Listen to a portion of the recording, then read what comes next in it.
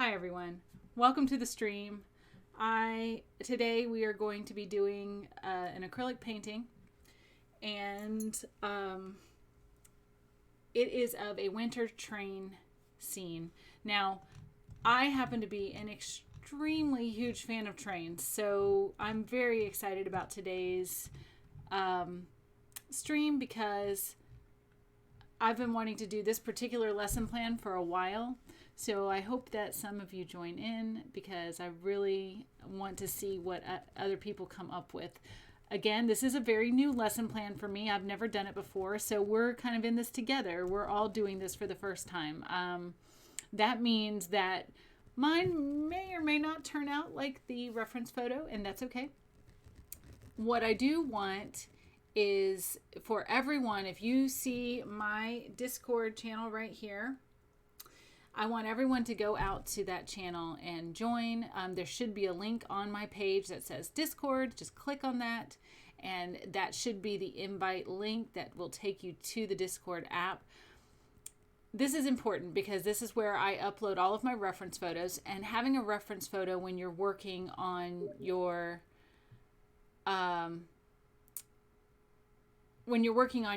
picture, your drawing, your painting, whatever it might be, it's really important to have something to look at. The second thing is that this is a place where you can upload your paintings or drawings or whatever it is that you do. It doesn't have to be what we did here today. It can be your own work. I have a couple digital artists that post out there. I would just like to see your artwork. This is a place for everyone to share. So please join the Discord channel and go ahead and look at today's painting so that you have a reference of what it's going to look like. Now, okay, let's go ahead and go over the supplies. So first things first, I was going to talk about the palette. So I'm using a clean palette. Last week, I told you guys that if you wrap it in plastic and you put it in the freezer, that it is usable. Ooh, it's soft. Huh. So I just pulled this out of the freezer about 30 minutes ago, and I thought it wasn't going to be soft in time, but it looks like it is, so we might be able to use it. Oh, this is just a happy surprise for everyone. Okay. So, of course, I just stuck my plastic right into it with my thumb. But I have a lot of colors here that I could possibly use today. We're going to see, because today is a much more muted scene. It's a winter train scene. Last week was the orca. So as you can tell, with the orca, there's much brighter colors here. I'm not entirely sure why I had the red. That's not a very orca-y color. But anyway, so I've got these out. It looks like they're still liquid. I will show you. Boop, boop, boop, boop, boop, boop, boop, boop. Look at that. Still, after one whole week, my acrylic paint is still wet. So this is to show you that this works. All right. Well, I need a paper towel to clean off that palette knife that I just got blue on. But check it out. 1 week, I wrapped it in plastic. And I put it in my freezer, and I took it out about 30 minutes ago, and voila, I have paint that is ready to be used. So there you go, folks. It is perfectly possible to save your paint and reuse it. You have no idea how excited I am that was actually, I was prepared to show you guys and say, look, it's still frozen. But apparently, I guess my initial time that you wait was a little bit conservative. I thought it was an hour, but apparently it's only about 30 minutes. Yay. Okay, so we'll be using that. It is a much more muted palette, but at least we have some of our colors here, so we can mix from that. All right. Colors.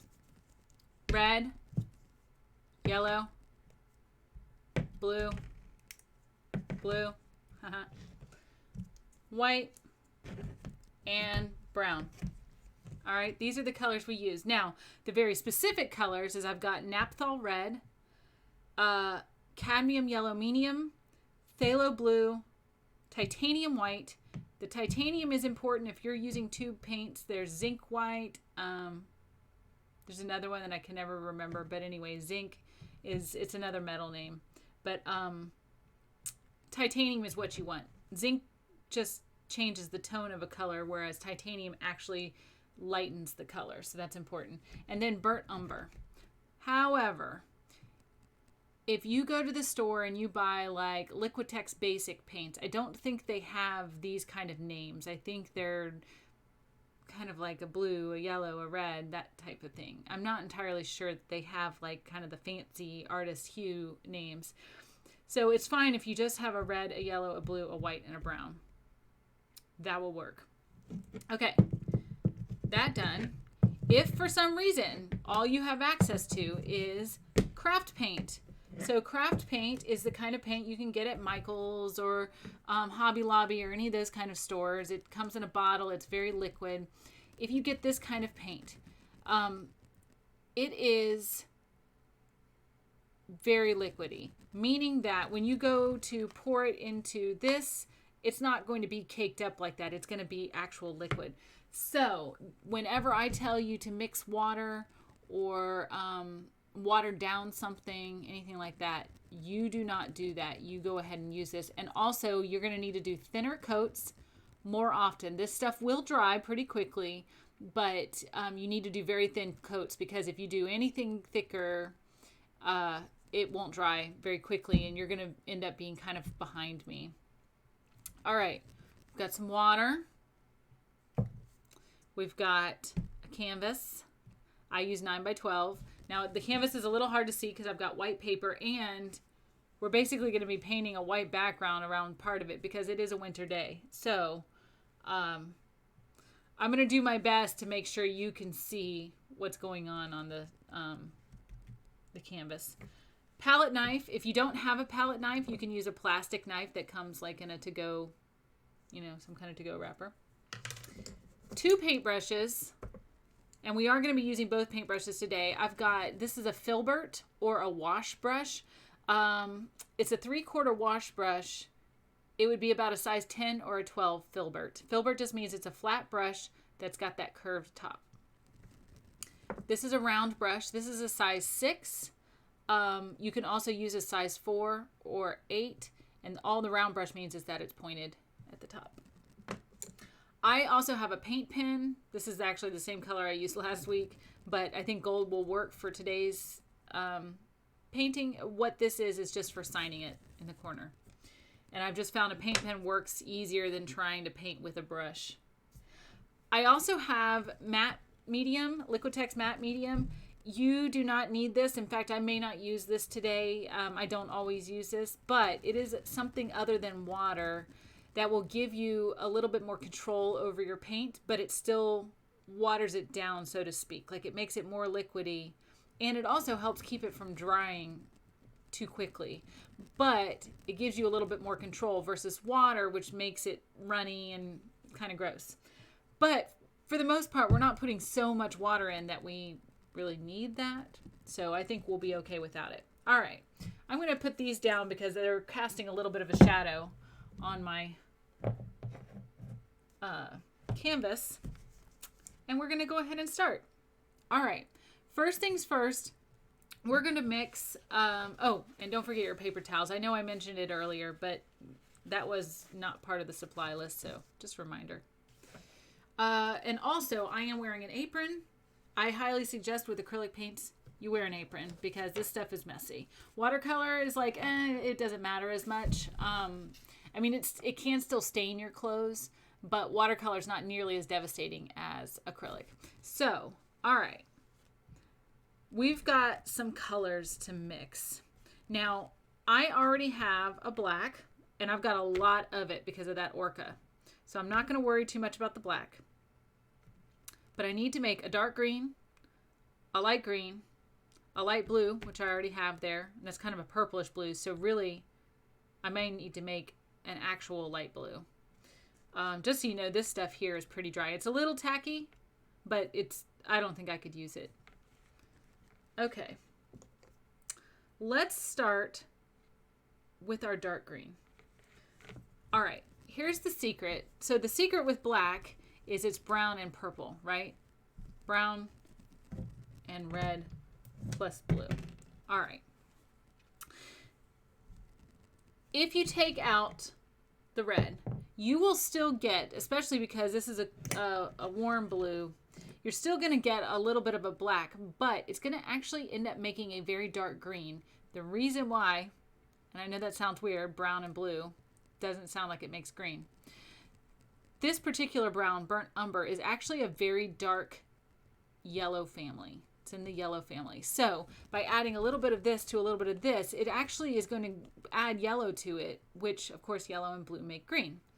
So what we're going to do, I'm going to go ahead and tell you drops. When I say drops, I mean a pea size amount. So think of what a green pea looks like. That's the amount that you want, because we're not going to need a ton of this. All right. So for my dark green, I'm going to do 2 drops. Boop. Here, I'm going to show you what this looks like. That's a pea size amount. And turn it to the side. Oh, it looks like a little poop emoji. That's so cute. Okay. So that's a pea size amount. So we're going to do 2 of those. And then 1 blue.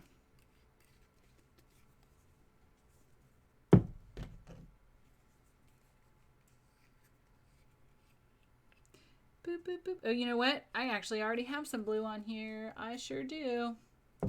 Okay. So I already have some blue over here. So I'm going to get the pea size amount, which is actually about all I had there. And I'm going to mix this in. So all I'm doing is mixing. I try not to let it get too far up the sides before I like kind of scrape and get it back down in there. Now this is our dark green. Now all we're going to do to make light green is add a little bit of white. But now look how close that is to that black, right? The only way you can really tell is by smearing it. And see, it is a dark green. Isn't that crazy though? All right.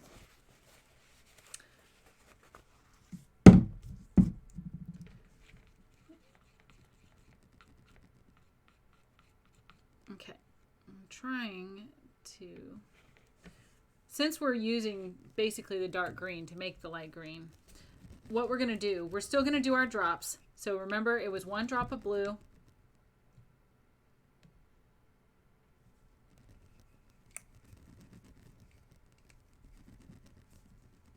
2 drops of brown.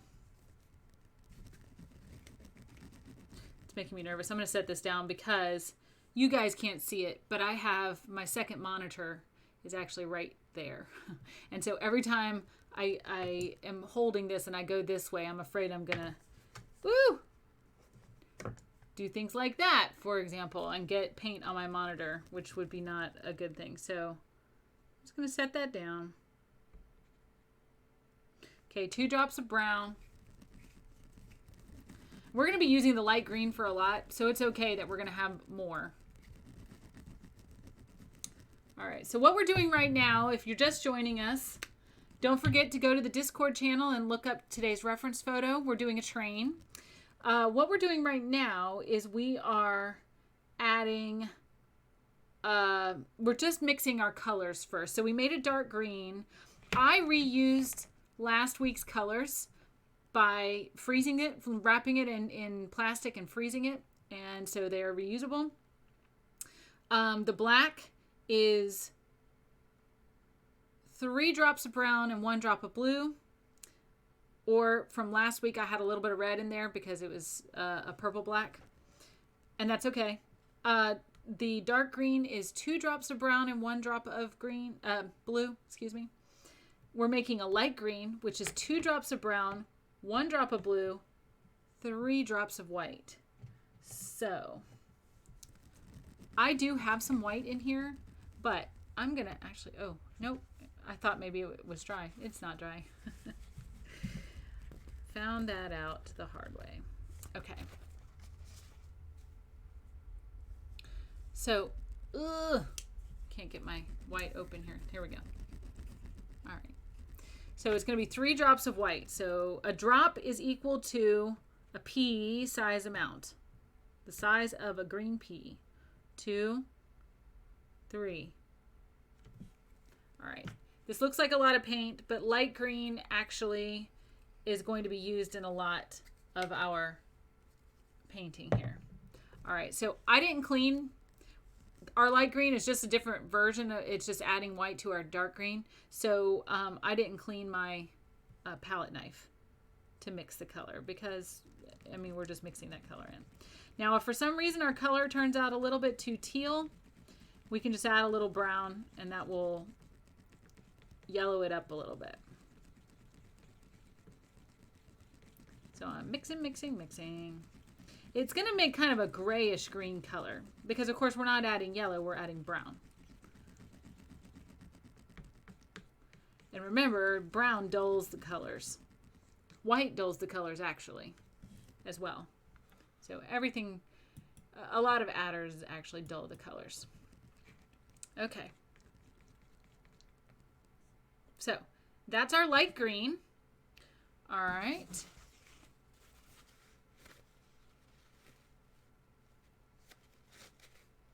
Let's see. So we have kind of a purplish blue. I'm actually okay with that purplish blue. I want to make a light blue. So what I'm going to do, I wiped off my palette knife. I'm going to actually just mix that over here because I don't think we're using any straight up blue. So what I'm going to do is it's going to be a half of a drop, so just barely touching it there. In fact, I probably could have just used whatever was in there, honestly. And 3 white. Oh, that is very light. Felt like I just got paint on my face.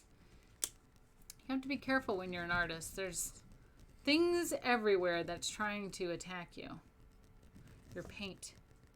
Okay, 1, 2, 3. All right. I'm going to keep my white out actually because we're going to be using that in the sky, and I'm afraid this isn't going to be enough white. All right. So I'm just kind of using my finger just to hold the palette in place, and we're just making a very light blue. This is going to end up being a little bit of a robin egg blue, if you think of robin eggs, like that Easter blue.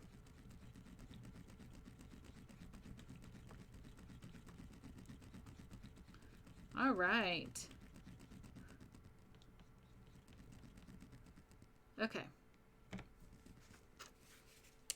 So you can see that even though this looked like a light blue, it definitely was more of a purple if you compare it to this blue. I'm going to have to figure out how to adjust the colors on this camera here because it does not look quite the same as it does when I'm looking at the video. So, all right. I think that's all the colors we need for now. So let's go ahead and start. I don't know what that little red piece is. I already had gotten some paint over here, but it's already dry. So we're going to use our big brush. I have my water. Now, remember, when you're getting your brush wet for the first time, you push it down on the bottom of your cup and just move it back and forth like you're painting the bottom of the cup.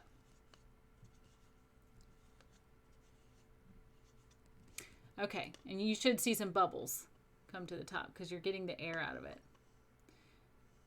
So I'm wiping some of the water off of my brush, and I'm going to pick up my white. Now, I already had some white down here.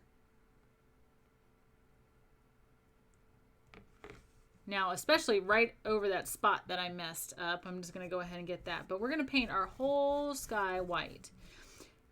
Now, the canvas is white, so you might be asking, Sarah, why are we painting white on a white canvas? Well, because we're getting ready to mix some colors directly on the canvas, like for our clouds. And it's hard to do on a dry canvas. It's much easier to do when it's already wet with paint. So we're going to be blending a little bit. So that's why we're doing the wet. It's called wet on wet. Bob Ross actually perfected that. Now he uses oil paints which don't dry very quickly. So his wet on wet's a little bit different than our wet on wet.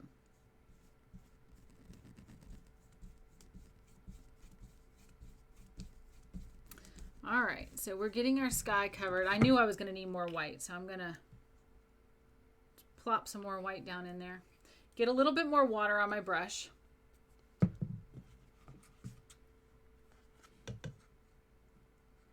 And you just brush some of the water into the paint so it doesn't, you don't have like any runniness. Okay. All right, so we don't really need to do the entire canvas.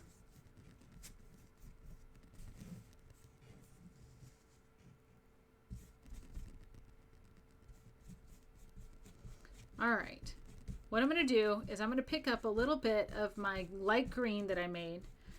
I know, it's weird.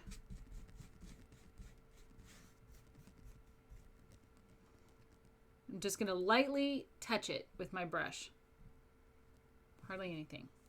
And we're going to make some clouds in the sky.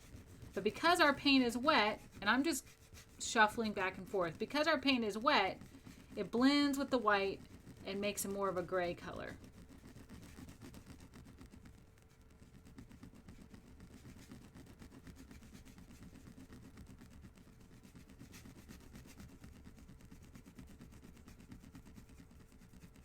Now I'm letting it trail off a little bit so it's a little bit lighter over here.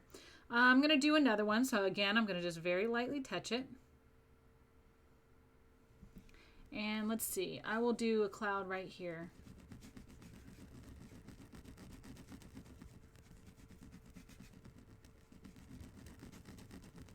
And I'm just going back and forth with my brush.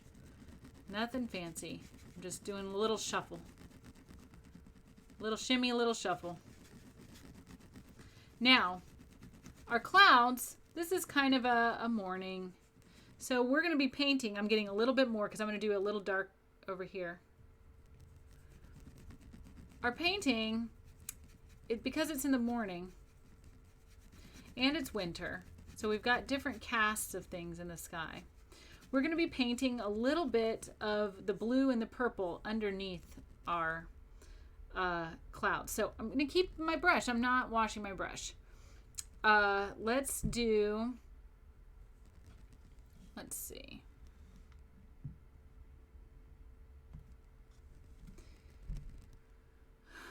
We'll do a little bit of blue. So again, just lightly touch the blue. And you're just coming in on the bottom of the clouds. The top clouds, so clouds that are higher in the sky, are going to have a little bit of blue to them. Just a cast of it.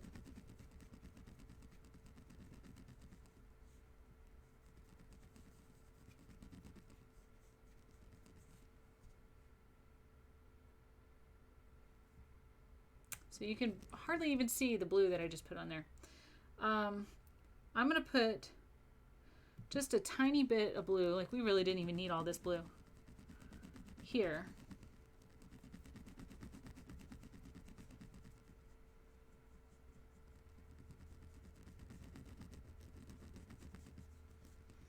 And all this does is just gives it a little bit of a shadow. Now, this one, I'm going to also add the purple. So I'm going to lightly touch the purple just to the bottom.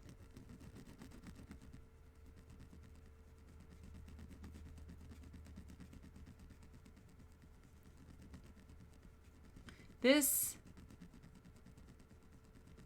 fellow artists, is my favorite thing in painting. I love blending so much. Blending's like practically my middle name when it comes to art. It should be my artist name, the blender. Okay, and I've got a little bit of purple over here.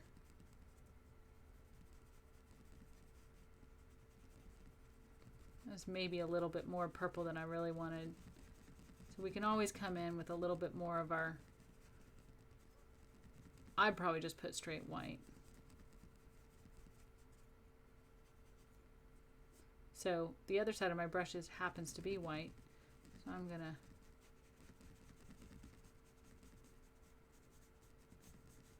just feather it. Feather, all feather means is just to kind of go back and forth very lightly. Like I was showing you before, it's like you're teasing the canvas. That's a feather.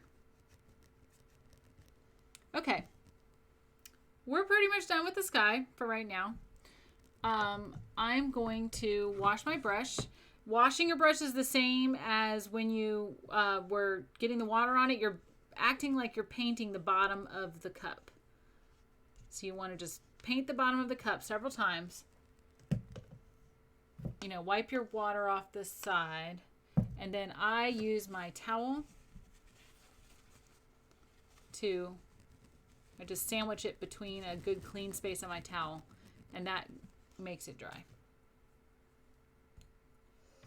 Now, once this is, I might have just put paint on myself. I think this is going to happen this time. Sometime during this stream, I'm going to get paint on my face. I know it. All right. If we wanted to, we could tone this whole thing down. First of all, I don't have any paint on my brush. If I wanted to come in here and just kind of wipe at the edges, that's going to tone it down quite a bit. Just wiping at the edges. All that does is it just kind of blends everything with the sky. However, if you wanted to tone it down even more, sneeze. Excuse me. Okay. You would just lightly take like kind of a white wash. So what you would do, I'm getting my brush wet. Now you really want to do this more when this is dry, but just in case, I'm going to pick up a little bit of white. I'm just going to use this empty well over here. I'm going to get a little bit of water in it.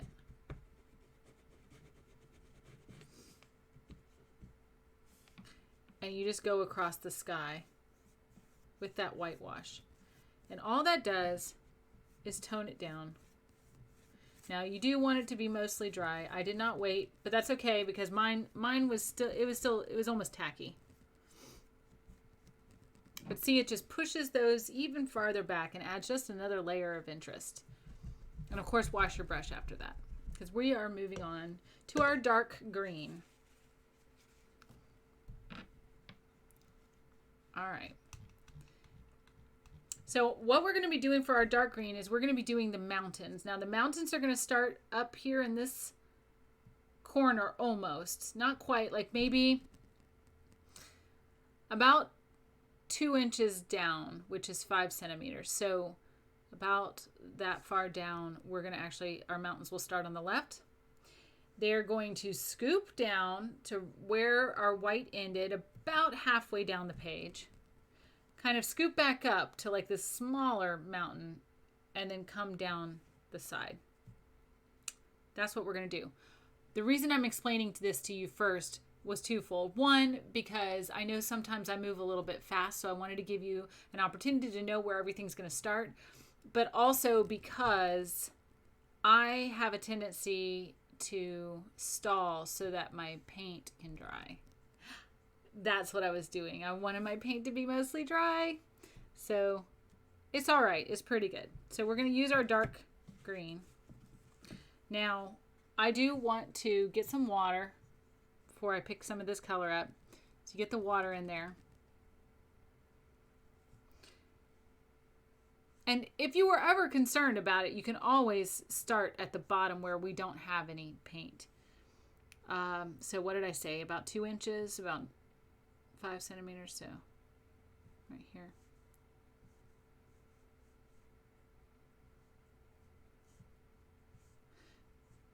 So this is kind of a steep slope.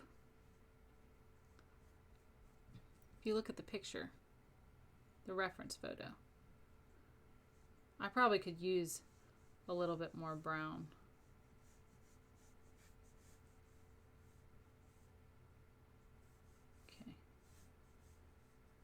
coming up here. Remember? Talked about that. And then back down. All right, now in the front, we're going to start in this corner, probably about 3/4 of an inch up, which is about 2 centimeters. And we're going to curve in.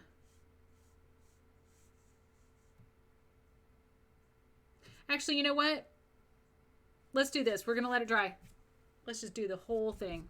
We have enough green here. Let's just do it. Let's get wild and paint the entire thing. How about that? Because I've decided that what I want to do is kind of mix our snow colors. So I'm mixing a little bit of water with this. It just helps move it around.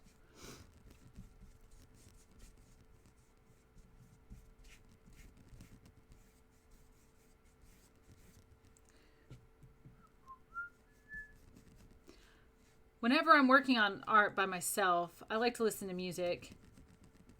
I don't want to risk having the music on here because last time I did that, even though it was something that I thought was like really benign,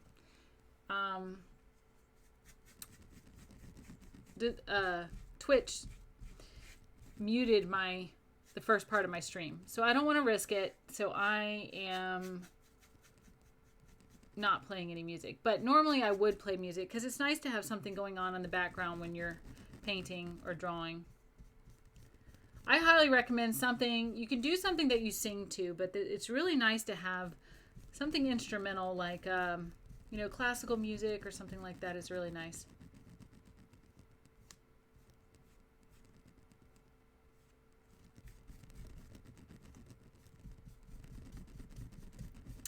One of my painting professors always played classical music in the background while we painted. It was nice. All right.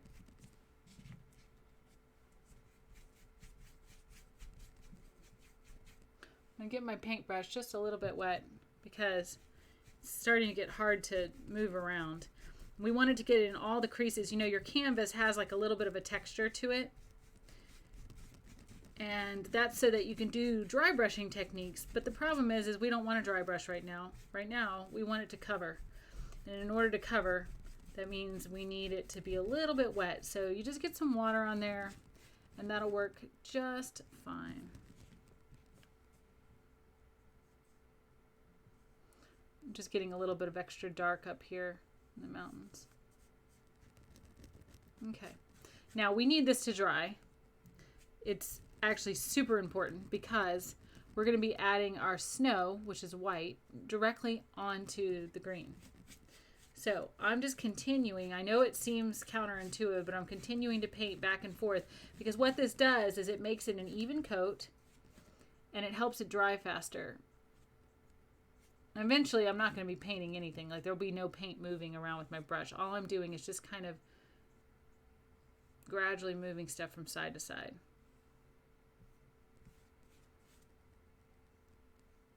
All right.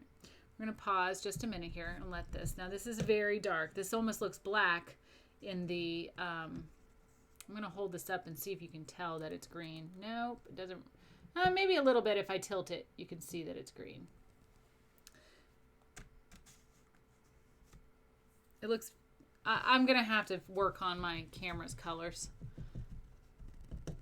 I said that last time and I didn't do it. So I just need to do it this time. Okay. So I'm waiting for this to dry. In the meantime, we're going to talk about what we're going to be doing next. So we're going to be painting white in the area here. Now, earlier in the week, I mentioned that we were going to be talking about single point perspective some other week. Well, I went back and looked at my lesson plans, and apparently this was the week that I was supposed to be teaching single point perspective. So, what I'm going to do is talk about it in this, since I didn't talk about it too much in the drawing. So, the idea of single point perspective is that on the horizon you have one point, and everything else comes from that point. So if you have a road, it looks like a triangle coming from that point. that's because when our eyes, the way they see things is it looks like things narrow on the horizon. So it's going to look like it goes in like that. And it looks like, so if we had a road or railroad tracks or something, it's going to look like it gradually gets smaller as it goes away. Now, our train is not going to do that because we're not going to actually see the back of the train. It's coming around the side of the mountain. However, when we do our snow, we want our snow to still have that effect. So we're going to be doing the snow a little bit over from the middle of the page. We're going to be bringing it down. That space that I told you before, the 2 centimeters or about 3/4 of an inch, that's where the white's going to start. Because if you watch my drawing stream, almost never will you have something end in a corner. That's really important. You don't want to end in a corner. So we're going to go right above the corner. And we'll come down on the other side, again, not ending in the corner, just a little bit above. And that will be our single point perspective. So we're going to do that. All right. So let's go ahead. I'm testing to see how dry everything is. Pretty good. Okay, so like if you lightly touch it, it can be a little tacky. You don't want too much paint coming up because that means that if you go to put the white on there, it's going to mix with your the dark green color. So I'm going to let it sit just a little bit more, and we'll talk a little bit about what else we're going to do. So we are going to be making our trees. So we'll have some trees here in the foreground, and then we're going to have lots of little trees going up the hill in the background. So just giving you that heads up that that's what we're going to be doing.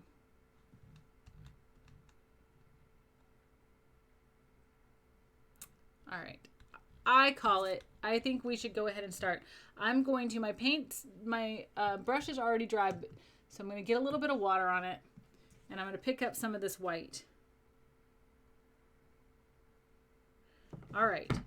Now, starting again, like I said, it's going to start kind of the middle and curve around. Now you can see it is mixing with the green paint a little bit, and that's okay because in reality, IRL, we would have our paint would be, our snow would be mixed with what was underneath it. Especially if it's a small layer of snow, you can actually see through it. So now this is mixing way more with the green than I want it to. So I'm just getting some water on my paint on my brush. I'm going to pick up a little bit more white. I'm going to come down over here this way. And then I'm going to paint everything in the middle with the white. Now it's mixing with the green pretty heavily, and that's okay.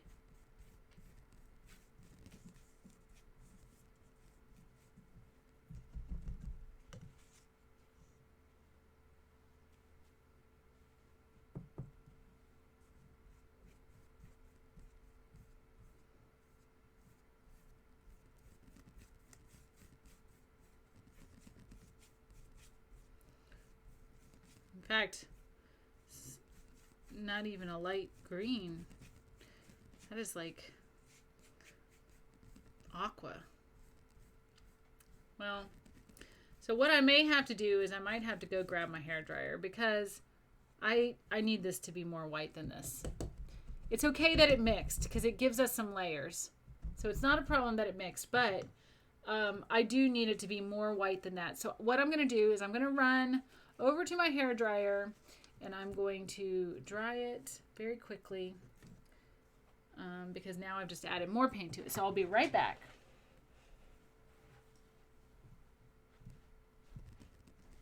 I'm going to keep talking to you in the background because why not, you know? You won't be able to hear me over the hair dryer once I get that going. But let me see if I can come into... All right, I can. So, got my hair dryer here.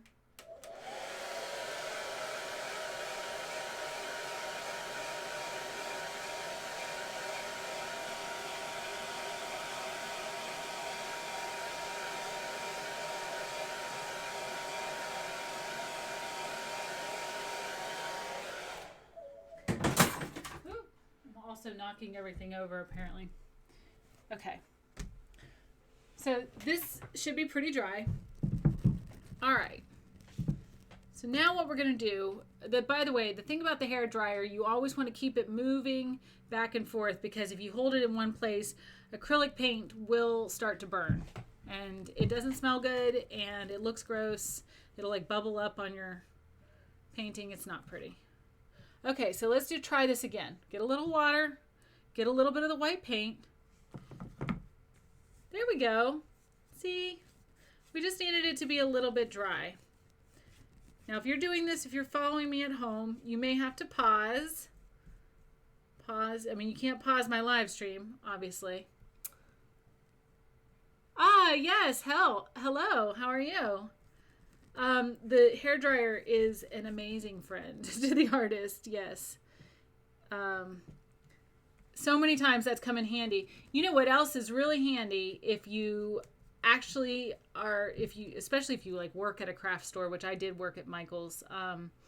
They have these awesome things that are used for shrink wrapping plastic. Like you say you're making your own, I don't know, basket of soaps or whatever. They have these things that are made for shrinking the plastic and heating it up. Those are excellent for drying paint. So I take it that you're an artist. Elmaine. Hopefully I pronounced that correctly. I somehow feel I did not. Elmaine. I don't know. Mine? Elmaine?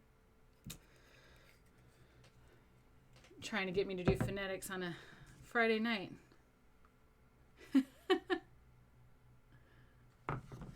All right, so I'm just getting a little bit more white in here, because even though I held the hairdryer on, apparently it still wasn't 100% dry. But it's okay. I don't mind this being a little bit gray.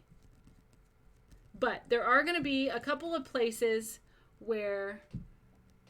oh,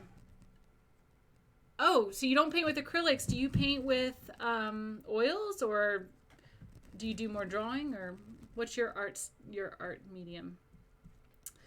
There's going to be a couple of places where I want it to be more white. So these places are here and here.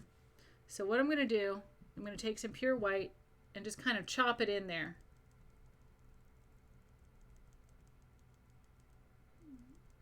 And that is just not dry enough.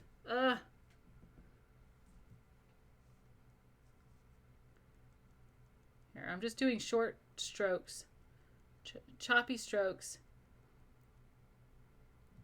All right. I'm just going to have to let it dry some more. Because even if I touch it here, if I'm just lightly touching it, I am getting it to be lighter, but it's not white. And I kind of wanted it to be white going along the edge of the snow. Almost like snow is pushed up on the side. Okay. Well, we're going to call it and go ahead and continue, because I don't have time to continue trying to make snow look realistic. It's okay the way it is. This is just a very dirty snow. Welcome to the stream, by the way. Thank you very much for joining us. Ah, a drawer. Well, very nice. I also do drawing classes on Tuesdays. Had to think about that. Tuesdays at 2 p.m. Eastern time, which would be -5 UTC. So I guess that's 7 p.m. Universal UCT, Universal Coordinated Time. Yeah. Okay.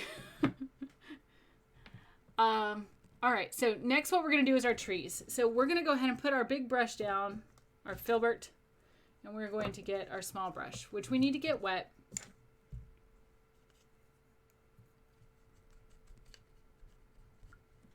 So again, remember, when you get a brush wet, you pretend like you're painting the bottom of the cup, and that gets the water in there and loosens up the bubbles, all the air pockets.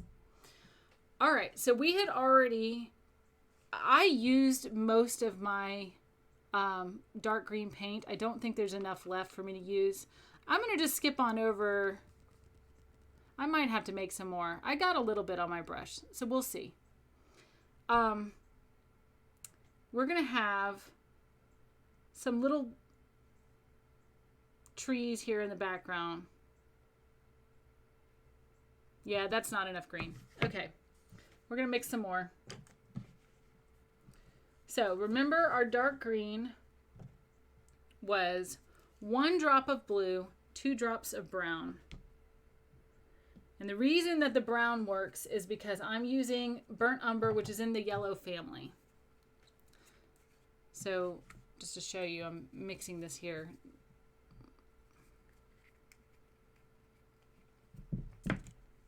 So 2 drops, and a drop is equal to like a pea-sized amount.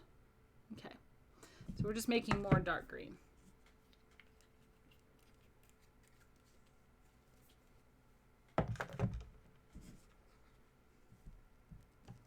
And actually, you know what I want to do? Because I haven't destroyed my foreground enough with this white paint down here. I'm going to mix up like kind of a watery white, and I'm going to do a little bit of a wash over my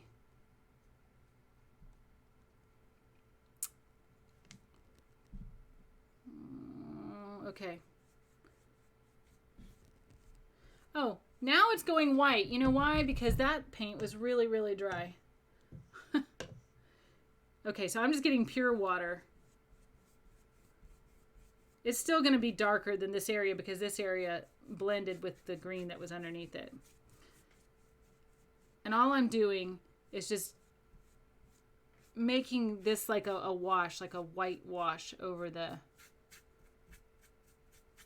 background hill. It's just a little darker than I wanted it to be. Now this will dry lighter. Oops, that is very light. I don't want it to dry that lighter. That much lighter. Okay.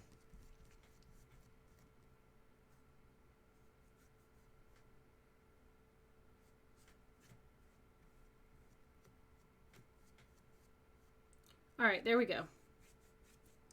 So just get some lightness back there. All right, now we can add some trees. We've got, nope, we sure can't, because guess what? I never mixed that, so now we get to mix it. So I just take my palette knife and I'm just stirring it, trying to keep it mostly in the center. If it starts getting a little bit too off, I just scrape.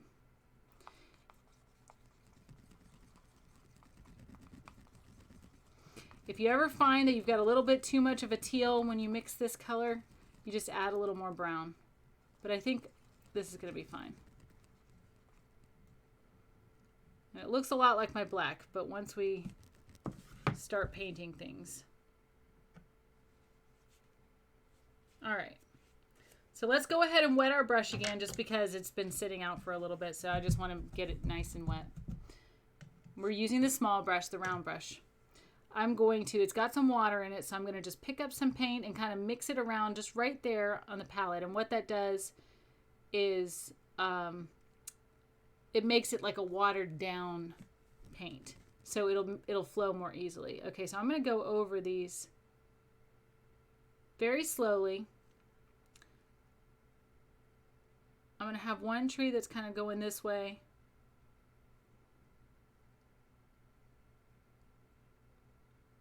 But see how these go on a lot smoother than they did before, and that's because I had a little bit more paint and I'm mixing some water with that. And it just makes it a little more liquidy and easy to move around. Okay, so I've got a tree here and maybe a little tree here.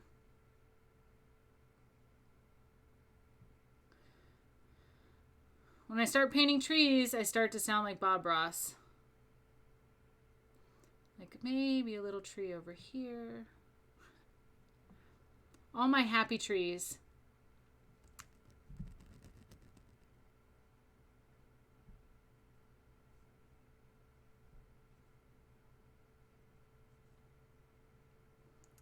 Okay. So we're going up the side of this hill is pretty close to us. So our trees are going to look relatively close to us compared to like if they were in the background, like they were, oh, I don't remember what day it was that we did. Oh, Tuesday.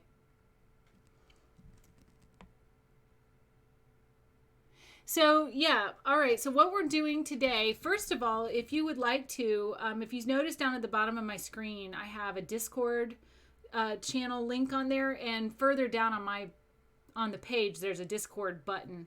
You can go there. That has my reference photo for what we're doing today. We are doing a winter train scene, so there's going to actually be a train coming around the corner here. But yes, it's very astute that it does look like a road going off in the distance right now, because we did learn a little bit about perspective earlier. Okay. Now I'm going to have some trees in the foreground. So what I'm going to do, these are going to start about the middle, and they're going to come down right into that where I was trying to do a snowbank. And it can be a little bit thick at the bottom. I'm going to get a little more water there.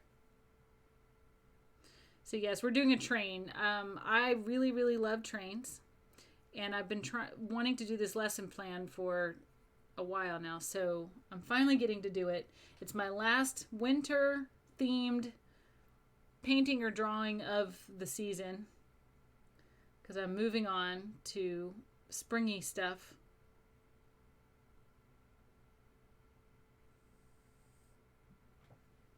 And I've got one more tree to do here.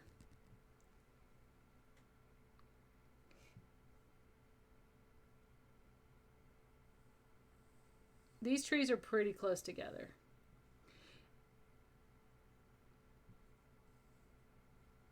All right. I'm not going to worry too much. I just wanted to get those down, but I am going to rinse off my brush. Now, here's what we're going to do. So in painting, you have a little bit of layering where you do your dark first and then you do light on top of it once it dries. Similar to what we did with the snow, or at least tried to do with the snow. But this will actually work because we're doing the trees. And trees have a lot less surface area, so it dries quicker. So I'm picking up my dark green. And the way our trees are going to look is we're going to do like little almost X's. I guess it's like an upside down V.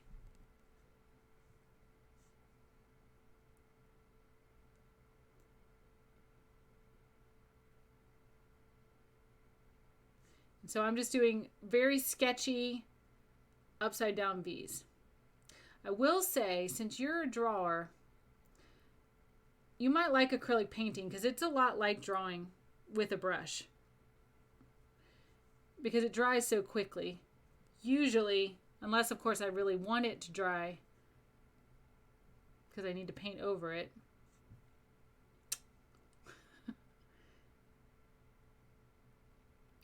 So this tree I'm going to end a little bit higher because our train's going to be right underneath it.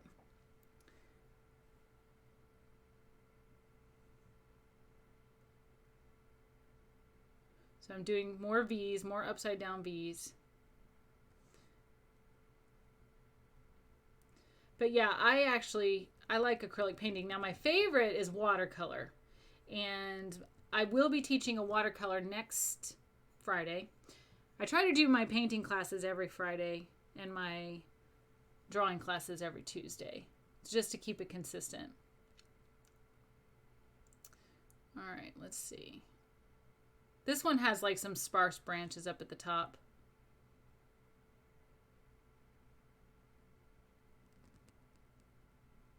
It's like and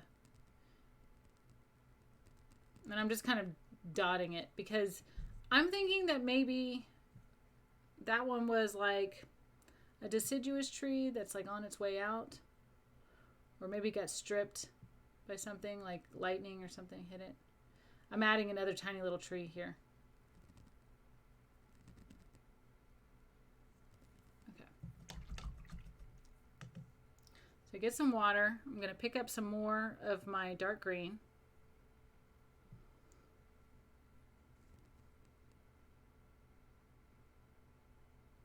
And so here I'm not putting very much, just a little bit. These we're going to probably go over with a whitewash after everything's dry.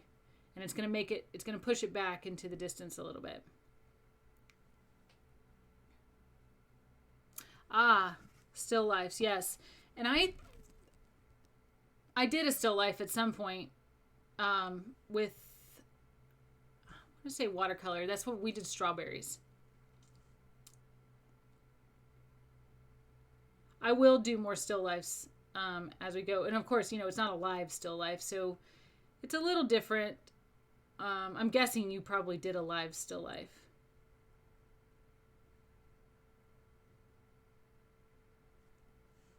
Let's see.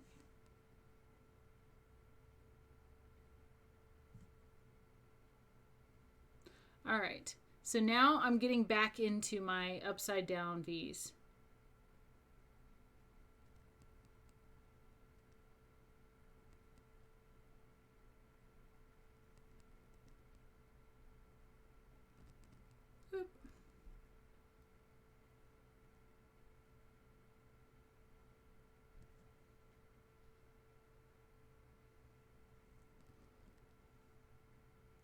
I didn't used to like acrylic, actually. I started off as an oil painter. But what happened was I took a design class because my undergrad was, I had a BFA in textile design.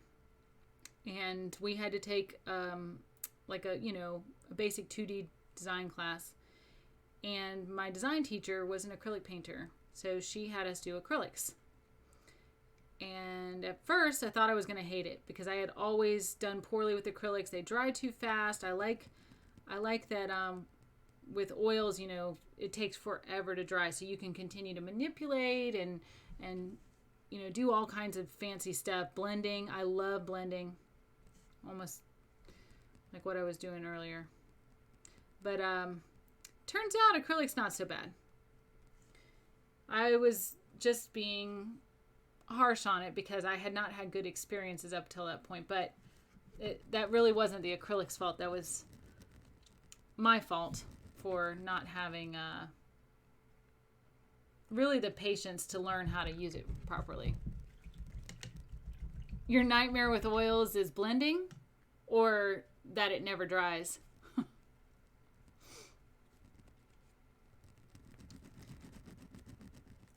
The blending thing I like, but you know, it isn't everybody's cup of tea.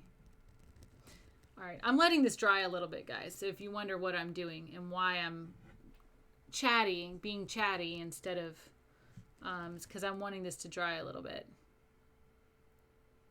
Yes, it never dries. Well, and especially if you mix any kind of oils in it, like linseed oil or anything like that, like a medium, then it takes forever. Or if you cake it on, I knew one guy, he would just put these big chunks of paint. He would paint with a palette knife. You know, so he's coming in here and getting some paint and, you know, laying it on and stuff. And it was so thick. I remember at the beginning of the semester, he painted a painting. I helped him move out of his dorm room at the end of the semester. And it was still wet. Still wet an entire semester.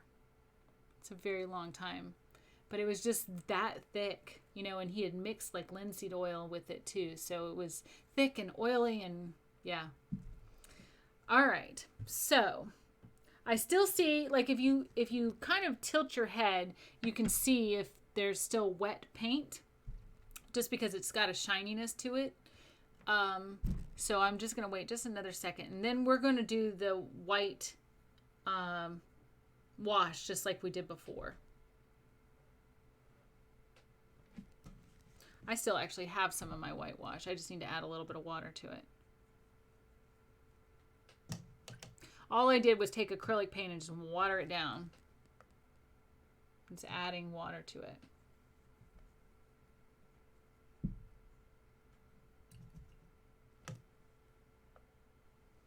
And my water is actually a little bit green because I've been rinsing my brush in it. And that's okay. We don't need it to be pure white.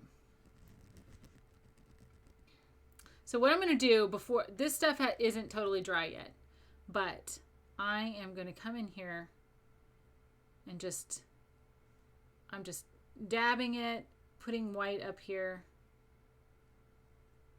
This is our snowy trees.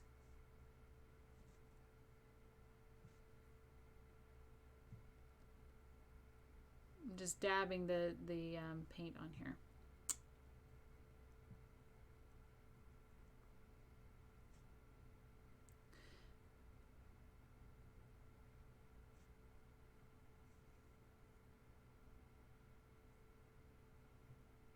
Now, because we watered it down, it's going to dry and I'll be able to see the green through it. It will come up through it. So let's see. We'll add some more white. Let's see. They're going to kind of come down the hill.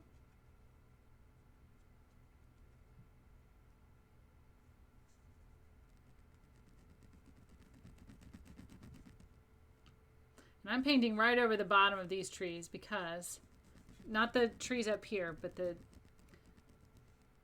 trees down here, because these are going to be distant trees, or a little more distant anyway. So they're going to actually have, so all I'm doing is just kind of squiggling my brush, which is to feather it back and forth.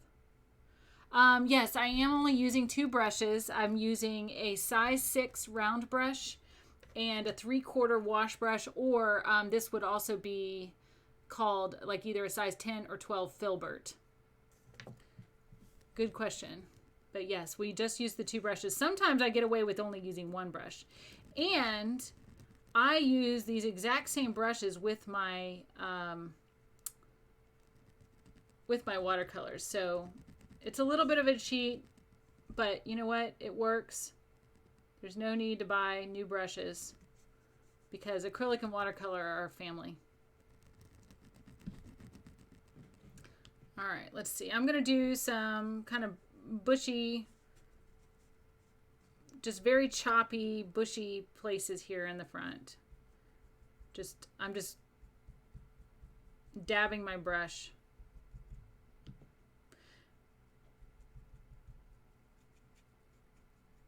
Our train's going to be coming right here. So I'm just trying to give it something interesting for the train to run into so that we don't have like this weird empty place on the side of the mountain.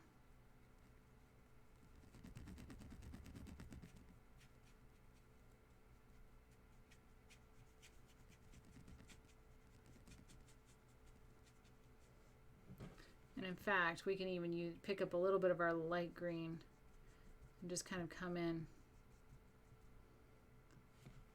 The light green was like that kind of gray green that we used for the clouds in the sky. This is just to add some texture. So it looks like there's something going on. I'm going to pick up a little bit more white. Okay. So now we've got to do the wash over the back. So I'm getting my brush really nice and clean to get any of that green off. I'm going to pick up my white that I made, the watery white, and I'm going to just paint directly over the trees. And I'm doing it in tree shapes, like, and in fact, I probably even want a little bit more.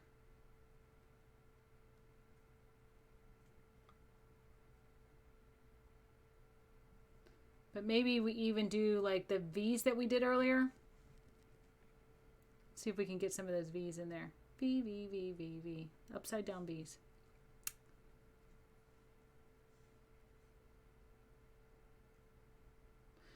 Now, for those of you, if anybody's using these kind of paints, remember the craft paints, anytime I tell you to water things down, you do not need to water down. You are already working with watery paint, so you do not need to do that. Now, I'm trying to make this look like I didn't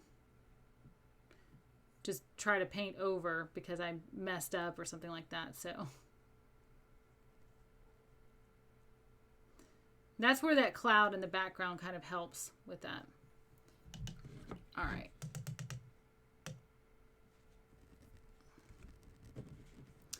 Let's see.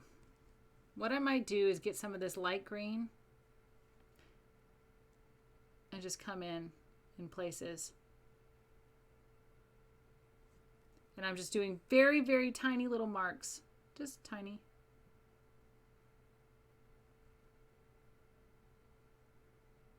And that will give the illusion that there's stuff going on in the background. All right.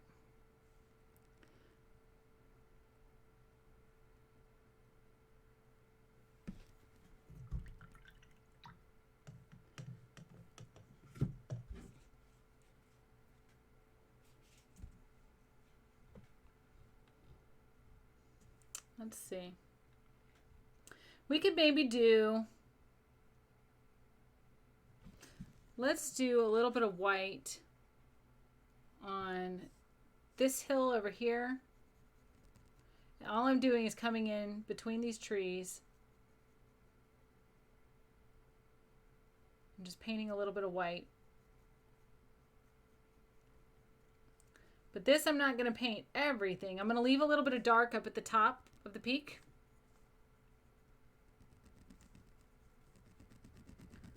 Oop, I even got extra white on my brush that I wasn't intending. So all I did was just pick up a little bit of water. I'm just going to move that around.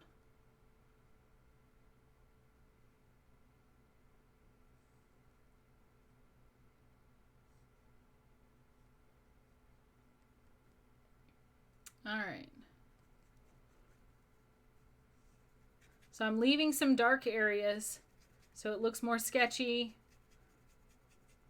looks more intentional.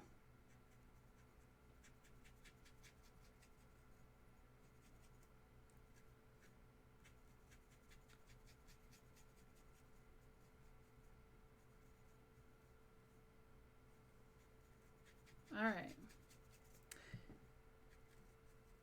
We can leave that. Then let's save the rest. Let's save the rest for after we get the train in here. Because I think we're going to want some snow on the tracks. We haven't even done the tracks yet. All right. So what we're going to do to make our track is we're going to pick our the black that we made.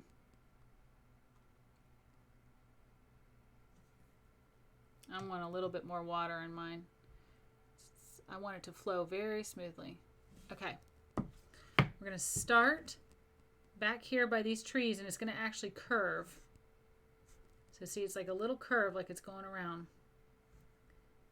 And then it's just going to follow just the path of this white here.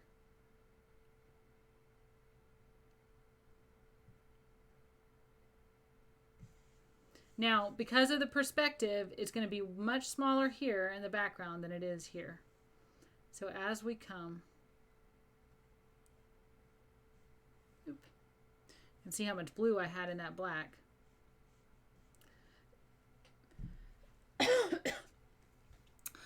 Hello, Nobster. Welcome to the stream. Thank you for joining. All right, so this is going to be a little bit wider here. So what I'm doing is I'm doing 2 strips.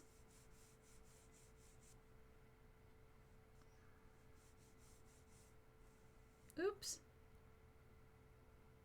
I was getting sketchy, and then it looks like I didn't have enough water on my brush. So now it's not flowing very smoothly. So I need to pick up some water. Oop. And maybe pick up the correct color instead of picking up the green, which is what I just did. So it gradually gets smaller as it goes away. That's the perspective.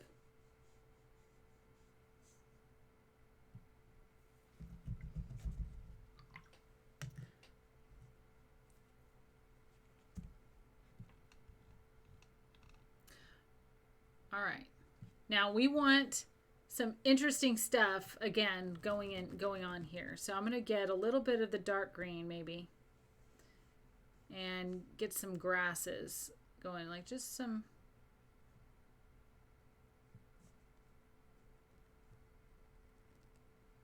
Like right there at the edge.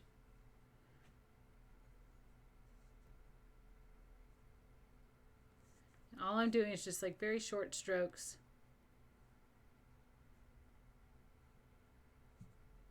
Coming up there.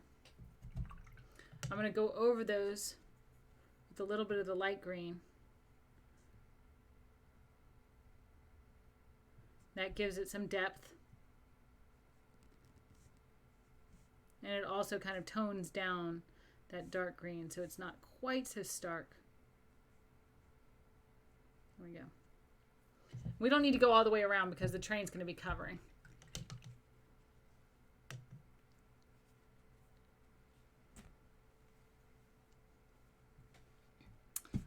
All right.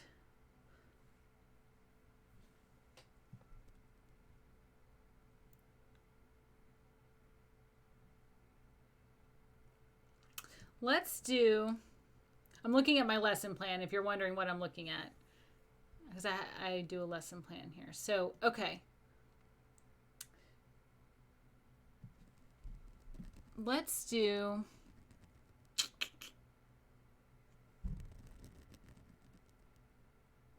I don't want to mess with this hill anymore. I want to go ahead and start on the train because frankly, that's the most fun part to me. So first we're going to make our cars. So we're going to use our black paint. And I definitely want some water for this.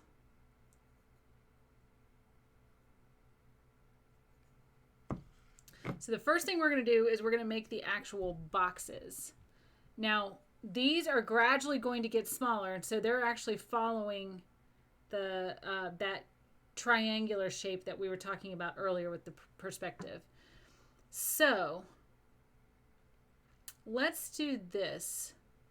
It's going to be on the curve back here, but let's make this one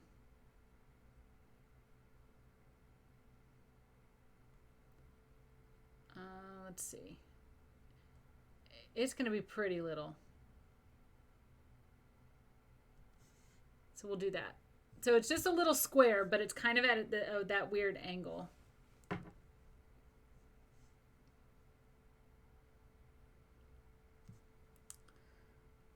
You can see how green that is. We can always blacken it up a little bit. All right. So I'm going to make my next car. It is, perspective is always very tricky. So I'm trying to keep in mind that I'm following the line of my track, but it's going to get bigger. We're going to be able to see the wheels more. Even though wheels aren't actually going to be painted in this.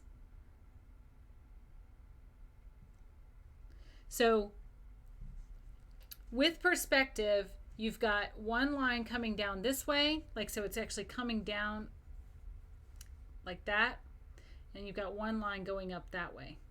So as the cars get closer to us, they're going to look like they're getting, like that they're actually getting taller.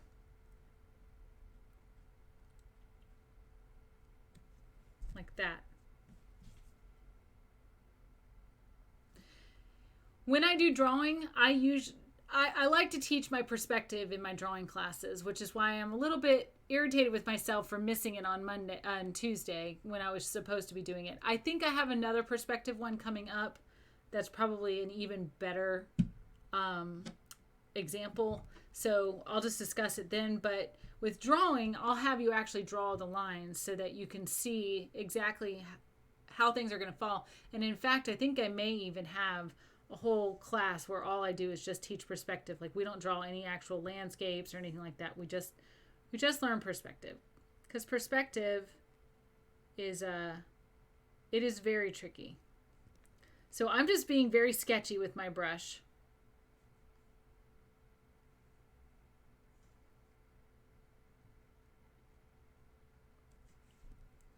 So you see this one went up even more. And it's even more at an angle. What are those called? Rhombus? I don't know. Nopester should know. He had a really good 4th grade teacher. And they learned all of these shapes. You know how I know? Because I was his 4th grade teacher, but I don't remember.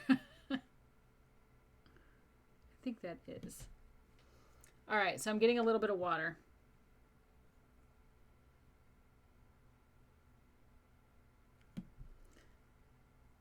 All right. So now what we're going to do is draw the engine. So I'm bringing a line down here, and I'm going to, the engine's a little bit taller, so it's going to start a little higher than the base of the black area down here.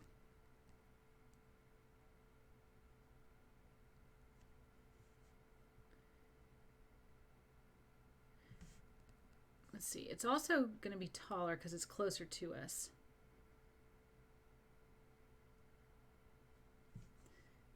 This is so tricky.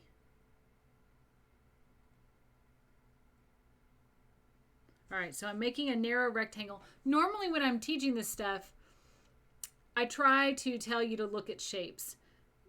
This is complicated because it's facing, it's like coming towards us. So I'm just going to say the shapes as I go, rather than say, draw this shape, draw that shape. So this is a narrow rectangle.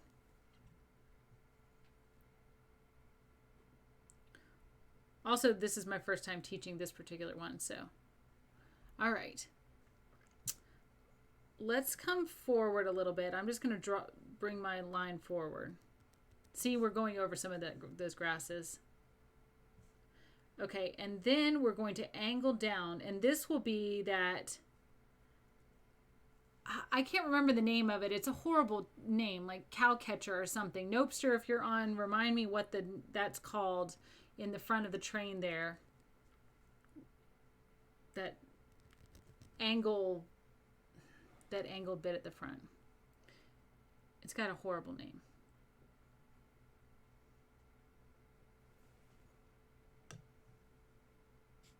Okay, I'm mixing with the black. Now I'm going to do this kind of circular shape at the front of my engine. So it's going to come out. I'm going to do like a half moon shape.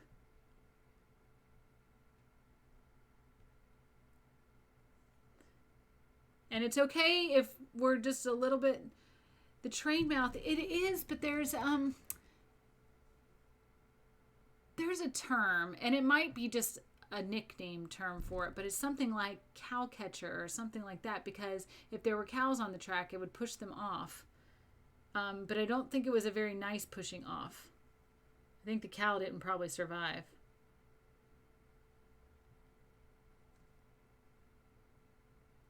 So, all right, so I'm coming around. So it looks like a circle to us because we think of the front of a train as a circle, but this is actually, what we're drawing is an oval. And it's okay if our line's a little bit thick because we're going to be painting over it with that gray color. So I'm getting more water so I can make my black a little bit more fluid. I'm going to continue painting. So this is going to go back at an angle. And I'm realizing now that my proportions aren't really what I wanted them to be. Yay. So I can do a couple of things. I can bring this forward. I think what I'm going to do is bring the entire train forward. We're just going to lose this entire front area. It's unfortunate, but it is what it is. Okay, so let's do this. All right, so I've got, I want to keep my rectangular area.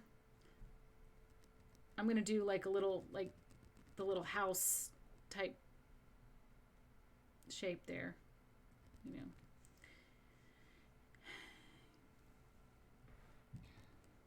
See, this is what I'm thinking. I think I'm going to need to push the train to the left. I think you're right. Oh, to my right? I could. Okay, I could do that. Well, let's see. Paint it all black. I should. I should do that. All right, so here's what you do. If you mess up, check this out. Watch. What? So as long as it's still dry, I mean, wet. It needs to be wet.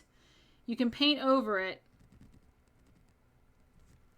Now, this other part is not, it's dry. So I'm not going to be able to do that.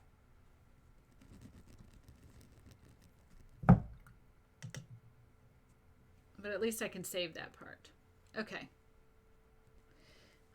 Let's do this. I can make this a little bit smaller. This doesn't have to be so big. I can make this a little bit smaller. All right. Then this would be dark. Okay. All right. There's a plan. I have a plan. Thank you. All right. Elmaine, am I saying that correctly, or am I supposed to be pronouncing that some other way? Because I think I said about 3 or 4 different pronunciations.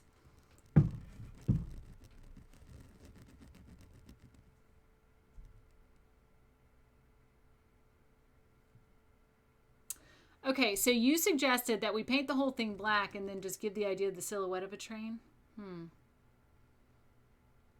I could. Let me... Because I wanted this to... well... Because we could paint it all black. I don't know. Let me think about this.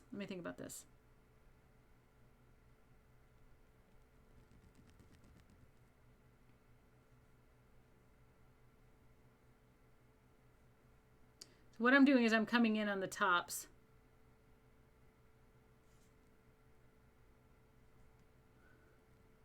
I think we can salvage it. I think your idea of using my shapes to push it to the right, I think will allow us to still have the train without the silhouette. Because I did want to do a train. I didn't want it to just be a silhouette. Although I do like that idea. So, okay. So what I'm doing now is I'm just going back and just thickening up the tops here while I ponder my front.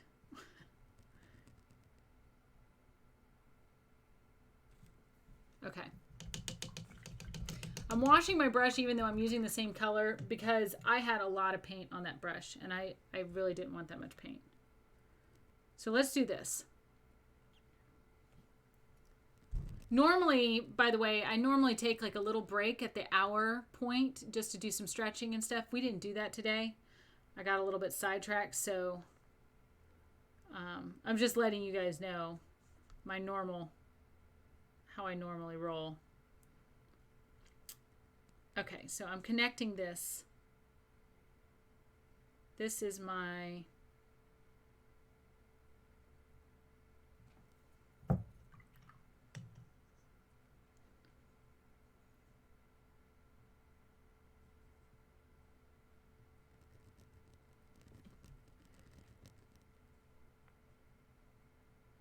We will do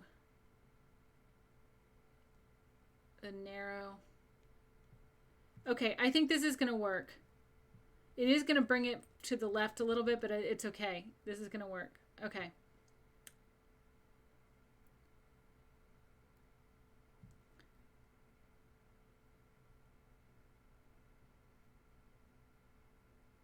All right, we'll do our little guy there. There we go. All right, here's what we're going to do. We're going to come forward. This circle area, or it's not really a circle, the oval that our minds tell us is a circle, is going to be forward. It's going to come forward a little bit. There we go.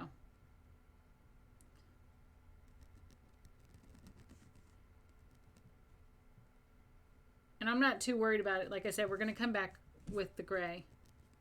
So it's okay if it's filled in.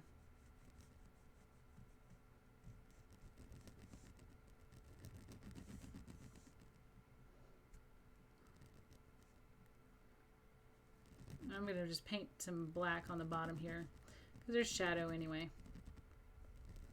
And we'll just blend it. Blend. Okay. I'm feeling better already.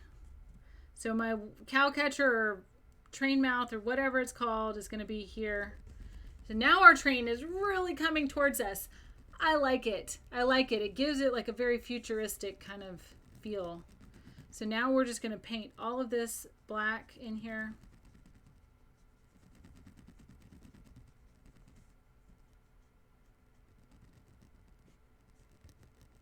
And we had the space to do it, so it works.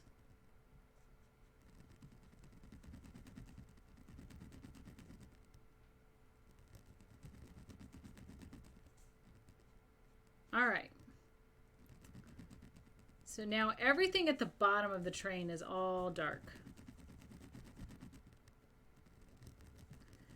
And this isn't going as easily as I would like it, so I'm picking up a little bit of water to mix in with the black.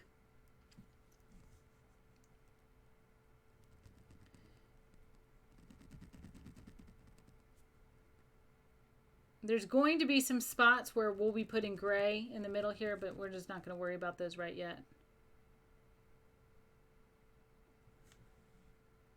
Okay.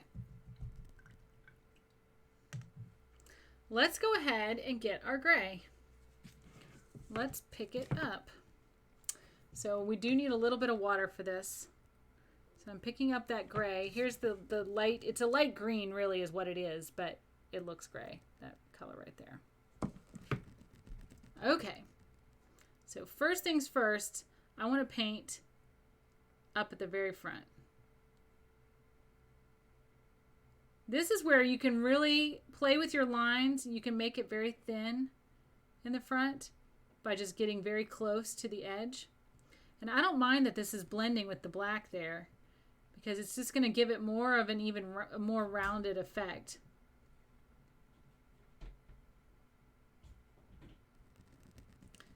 It's going to look like there's some shadows in there. Like that. Here's what I found about my paintings. I like to let serendipity happen. So the idea that it's like the happy accidents, you know, that's what Bob Ross calls them, is happy accidents. But it's the idea that things are going to happen that you didn't intend to happen. Just go with it because you never know what you're going to come out with. It might end up looking really amazing. So I'm just coming in here with some more of the gray, but just on the left side. It's going to blend that a little bit. All right. I'm going to do some gray up here at the top of my engine here.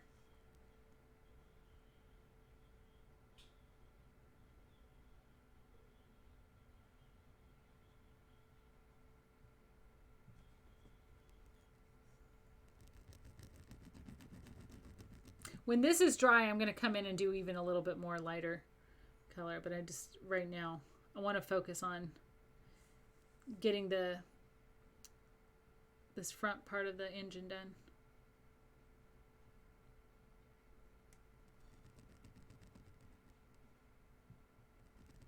Okay, now my black had already dried, so I'm just going to go ahead and paint over it. Oh, nope, it wasn't.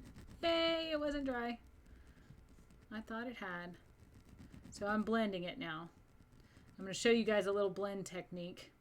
I've done it before in my painting classes, but I'm going to show you again. For those of you who are new to my class.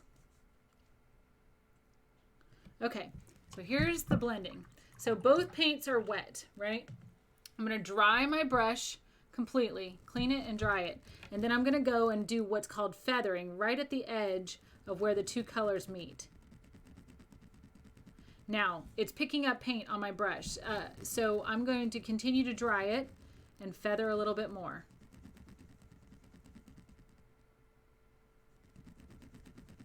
Dry it and feather some more. And this will blend.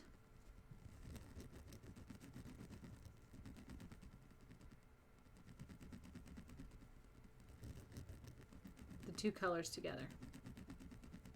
This is particularly good if you're doing like a sky, like sunset or something where you need the colors to be pretty well blended. This is particularly effective. So all I'm doing is blending those edges so it doesn't look quite so stark. All right, I'm going to come in here with some light green again on this side. And I'm going to do that same blending effect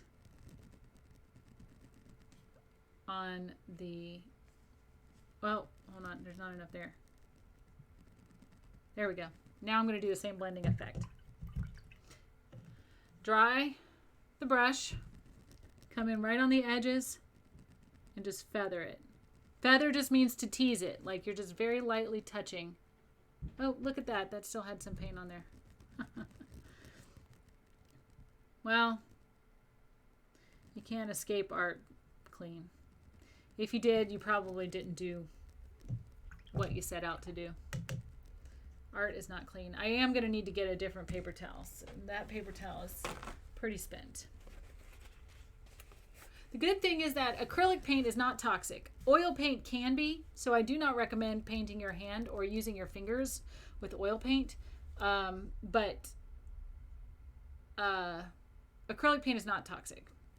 So if you get a little bit on your hand, that's not that big of a deal. It's a little bit of a pain to clean off sometimes, but it's not a big deal. Okay, so we're going to go ahead and start doing our gray on the inside here. Oops. That was like way too much I've got on my brush.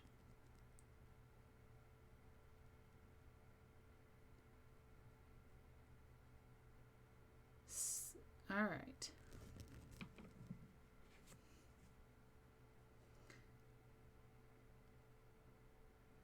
I probably needed a little bit more water on my brush because it is not moving the way I want it to. If you ever find your paint is just not pushing around the canvas like you want it to, just add a little bit of water.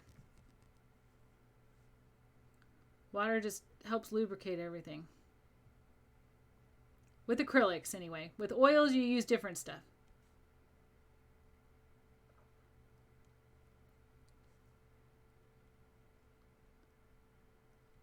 Okay.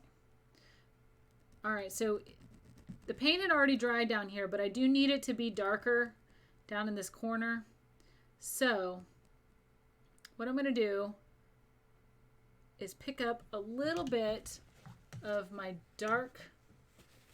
black, just a tiny bit. And I'm going to come in on this corner. Now, once I get that there, I'm going to do my feathering technique again. Feather, feather, feather.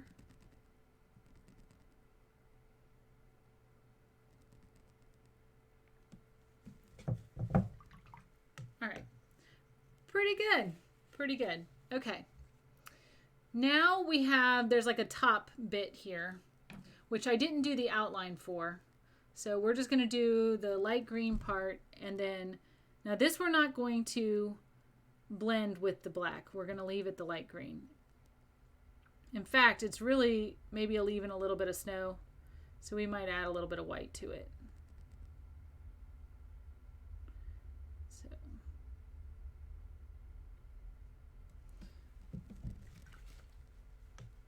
So let's clean my brush. I'm picking up just a tiny bit of the white and just coming in. There we go. Just lighten it up just a little bit. There we go.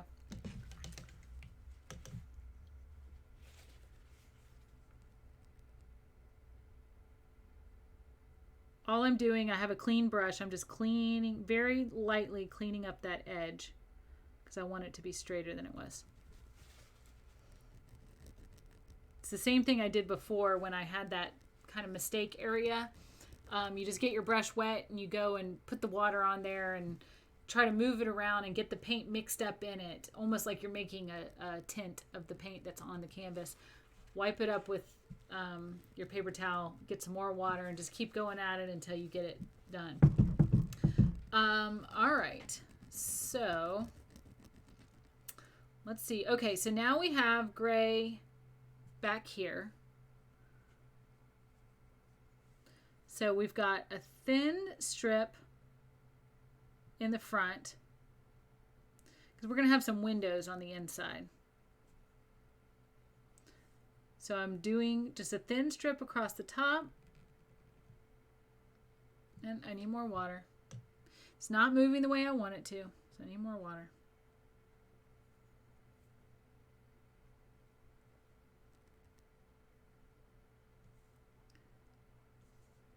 Okay, and then I'm coming down the back. Now my back is a little bit thicker.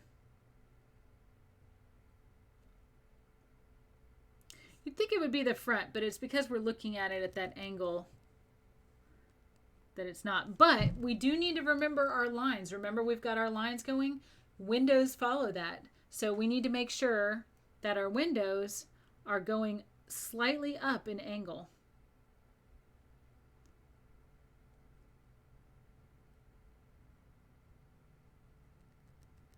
Because they're going towards this faraway point. Okay, we'll go to our next one, which is going to be an even thinner line because it's farther away from us.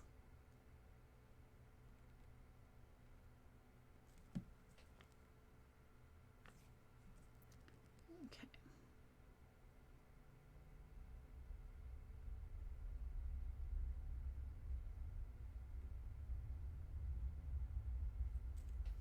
Getting a little bit of water because it's starting to dry brush. And what I'm doing is I'm just applying very light pressure so that I don't press down too hard. I don't want to put too much paint on my canvas.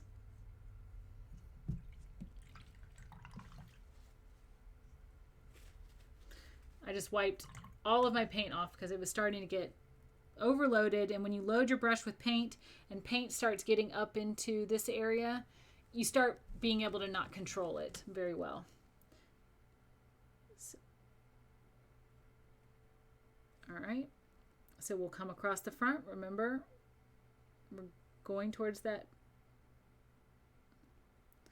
point. You can hardly see this in the front.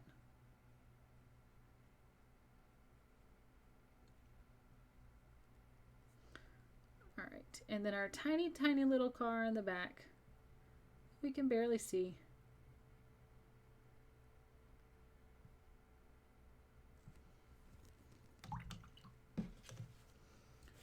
This, I'm going to go ahead and dry brush on because we're putting so little of it.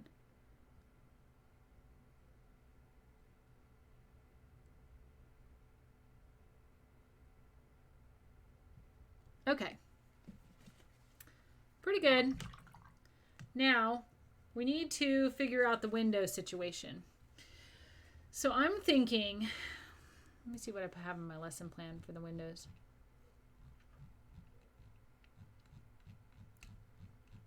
Because what I'm thinking we might do is add a little bit of the black and then blend the green with it directly, like we did in this area here. How come our engine doesn't have a window? I feel like it should. Well, it doesn't in the picture. I don't know. It's a special train. It's magical. There's no engineer. Okay. So what I'm doing is adding the black very lightly and very dry brushingly as well. That's not really a word, dry brushingly, but I just made it up. So, you know, that's how we roll here. We just make up whatever we want. Okay. I'm picking up, gosh, that dark green and the black looks so similar. I keep wanting to go.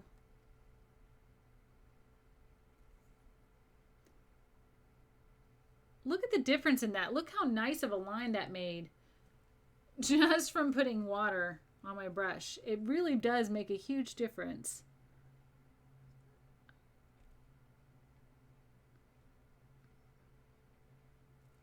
Okay. So this was supposed to be thin. So let's just thin that up a little bit.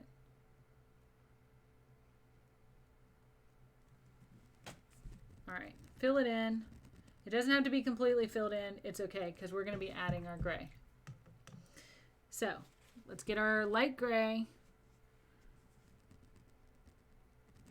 and just start blending. If you need to pick up a little bit more, you can, because it's going to be lighter on this side and darker on this side. So lighter on the left, darker on the right.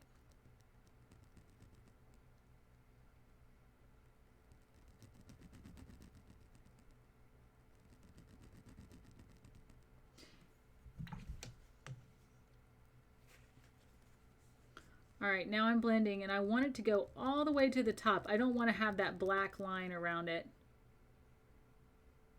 So I'm having it go all the way to the top.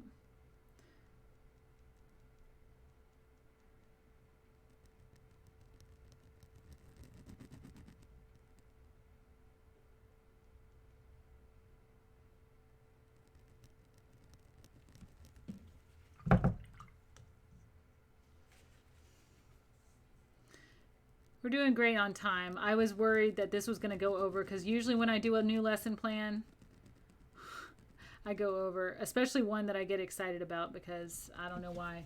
They seem to last longer. Probably because I'm getting excited about them, right? But all we really have left to do after we finish the train is the trees in the front here. We don't really have a whole lot. So what I did is I spread some of that green in and I keep washing off my brush and spreading it a little bit more and washing off my brush. Now I'm going to feather it. There we go.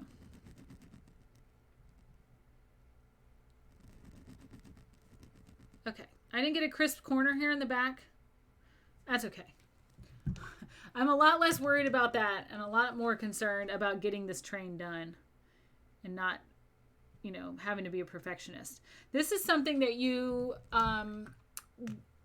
if you haven't already as an artist, you will address this at some point in your existence. I feel like as artists, we have visions. We know what we want our vision to look like.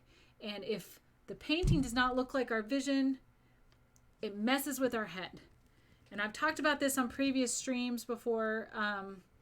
And so you'll see an artist who it seems like they're being a perfectionist. And so to the non-artist, they're going, what are you talking about? That painting looks amazing. Stop overthinking it. The problem is that what looks amazing to one viewer, to the artist, that wasn't your vision. That wasn't what you wanted it to look like. I mean, it's just something that can't be explained to a non-art person. It's all about the vision.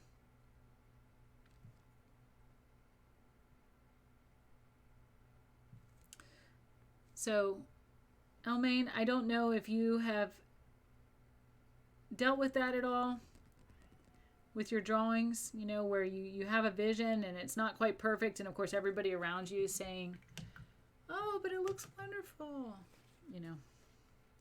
It's a little bit annoying even because it's like, okay, I'm telling you that I have things I need to work on. Like, just trust me. Don't stop telling me how wonderful it looks. So I'm adding my light color and then I'm blending.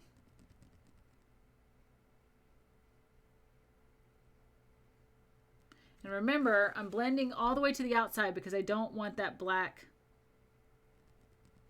line around it.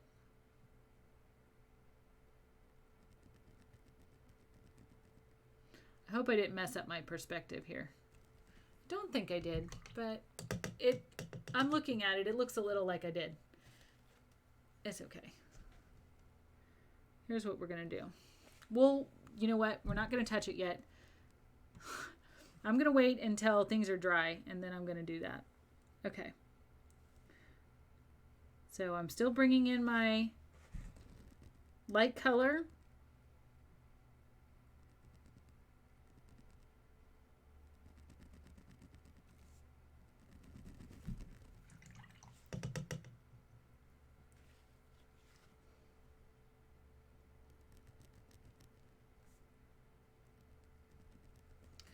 Okay.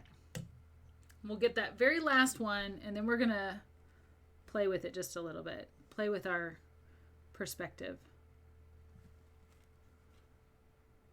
Okay, so let's get this last one in here.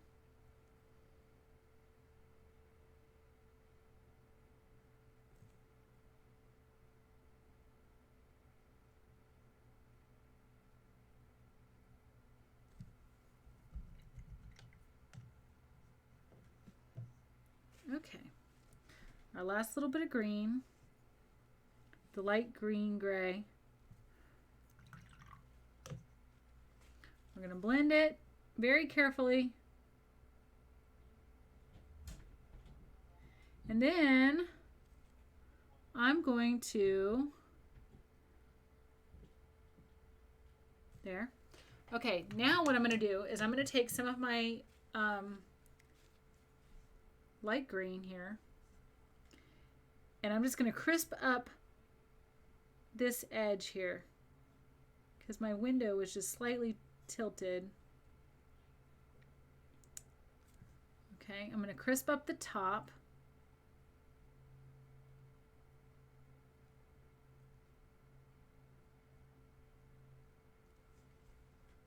It's already looking better.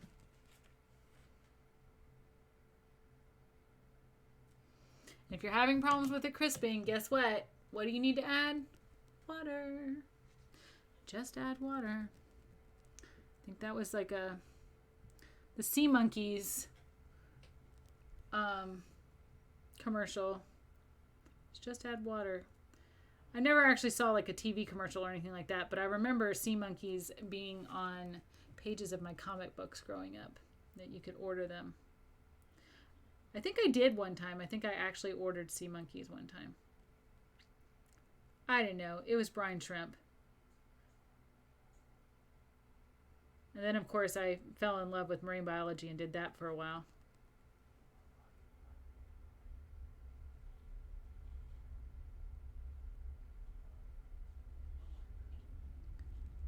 And for a while, it was from like 10 years old to 18 years old. No, 17. I wanted to be a marine biologist. So for a while. But, you know, things happen. Anthropology happens. That's what happened to me. I took an anthropology class and I was like, what? Hard sciences? What's that? Let's talk soft sciences. I'm not actually a fan of that term, soft sciences, but that's what they call it in the industry. Anthropology is considered a soft science because it deals with culture and,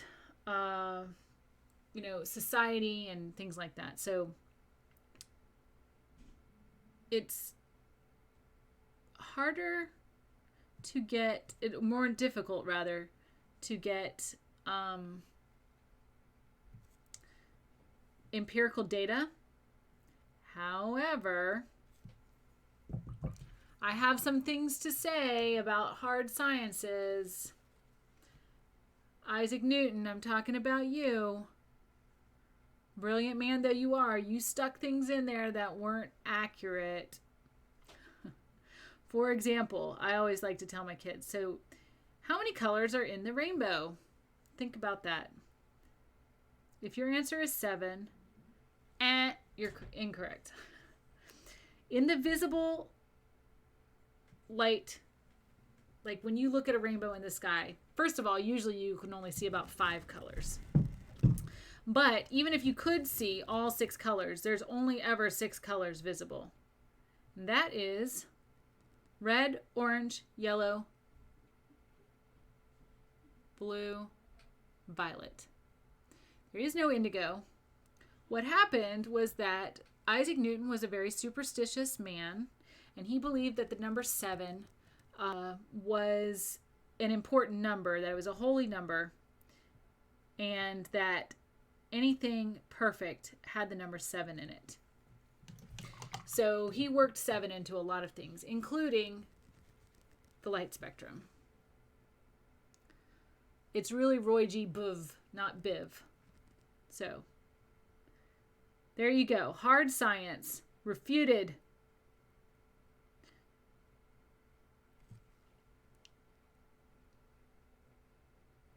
Take that, Isaac Newton, who actually, by the way, was a super cool dude. Isaac Newton invented the cat door. I mean, clearly he was awesome. So, all right. I'm looking at this. I'm pretty happy with the way it looks. I'm going to just touch up this last little bit in the back here. But overall, I'm fine with it. It's close. It's very close. And I have these interesting looking window things going on here. So we'll have that. Now, we don't have a window in... and honestly, I probably should make these a little taller here. Let's see. They're kind of rounded. Maybe they come in a little bit. Ah, my fairy lights came on behind me. I don't know if you noticed that. I've got a giant mirror behind me. I like mirrors. I collect them. I've got all different kinds of art mirrors, like where an artist made it, you know. And this one was not. This one was actually the first piece of furniture I owned on my own, like that I purchased myself. Yes, the first thing I purchased myself, first piece of major furniture, was a mirror. Go figure. I'm not vain or anything, but the first piece of furniture I purchased was a mirror. Okay, so now I'm going to do just a little bit of black around the outside here of this little top bit. I'm just letting it be very jagged edge. It doesn't have to be. There we go.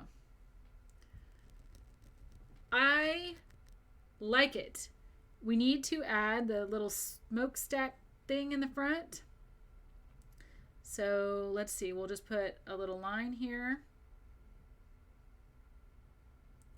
It comes down the side a little bit.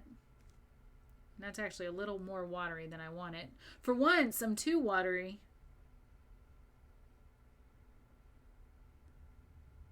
And then it's going to triangle out a little bit. Did you know that you were going to get a lesson about Sir Isaac Newton today? One of the coolest dudes ever. But he made stuff up. So it's okay. We all do it. We all work our magic into our work, even if we're a scientist sometimes. Okay.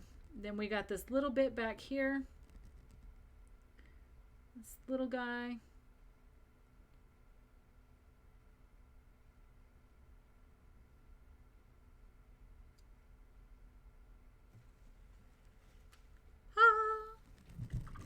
I like it.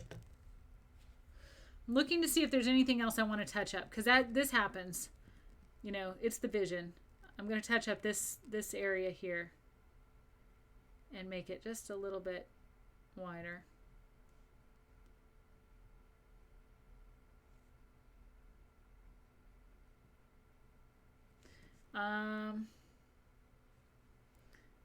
Around this just a little bit. Okay, and there were some parts of our train. This is where we're going to get our white back out. There were some parts of our train back here where we would be able to see through the wheels. So let's do some like right here.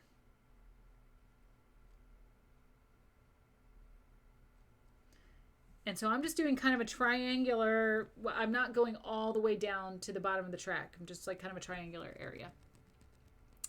And let's see, there's going to be some right here in this part.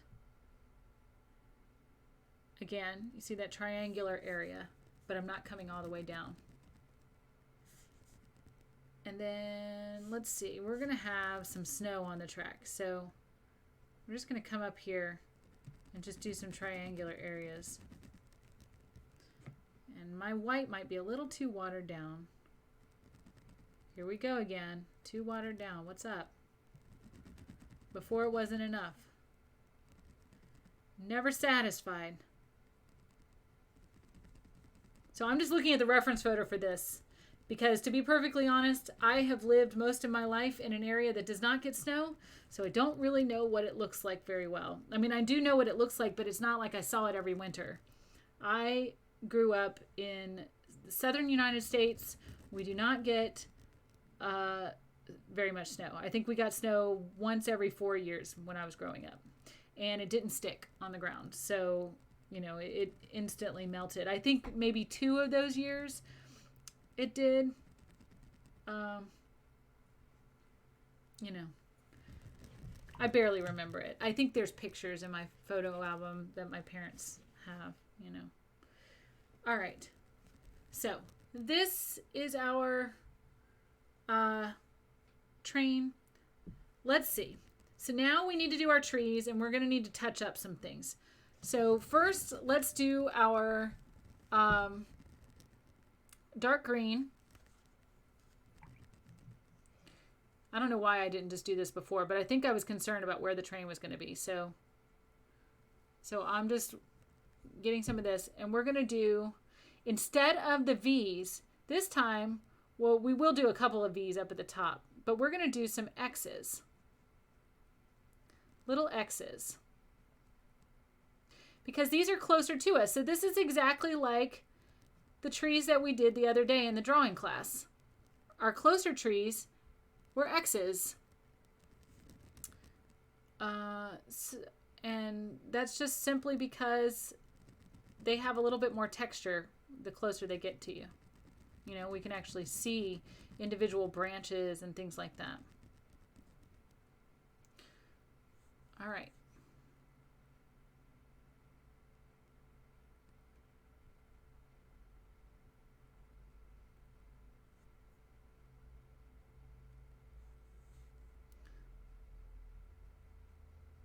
So I'm doing little X's. I'm coming down. It gets wider as it gets closer to the bottom.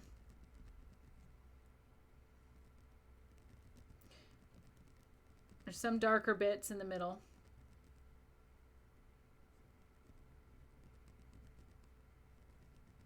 Now we're going to actually have some real green, guys, real green, where we mix yellow and blue, and not this brown green. Okay, so I'm going to get a little bit more water, get some more green, and I'm going to do the same thing with this tree. So the top does have that V, so that it has that nice pointy shape, that kind of Christmas tree shape. But now I'm doing X's coming down.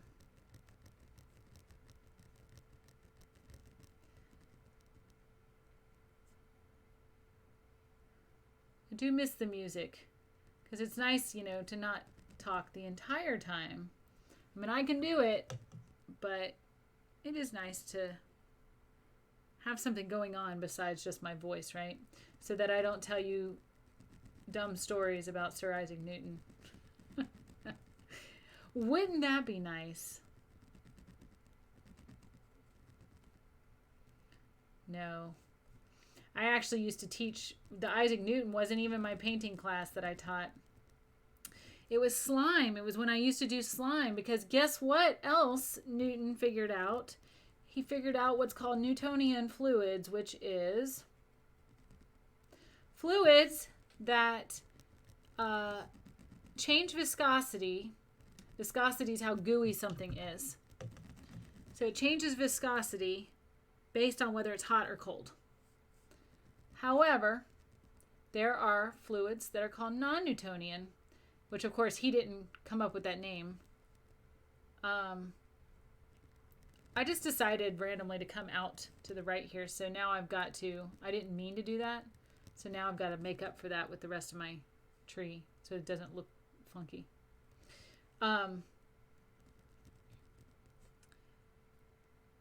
So a non-Newtonian fluid is something like quicksand, for example. It's things that usually it's force that's applied, which is so ironic because, you know, Newton was the force guy. But when force is applied, that's when it actually changes its viscosity. So think about it. Think about quicksand. When you move with quicksand, it gets hard, right? It's the same thing with slime. If you hit slime or you roll it around in your hand, it becomes harder versus if you let it just sit in your hand, it's going to melt, right? Now, this is the kind of slime that, you know, kids were making. I don't know if it's even popular anymore, but kids were making for a while. It's like a big deal. All of the slime. So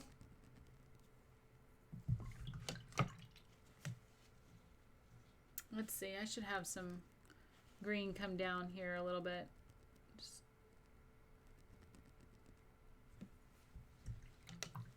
All right.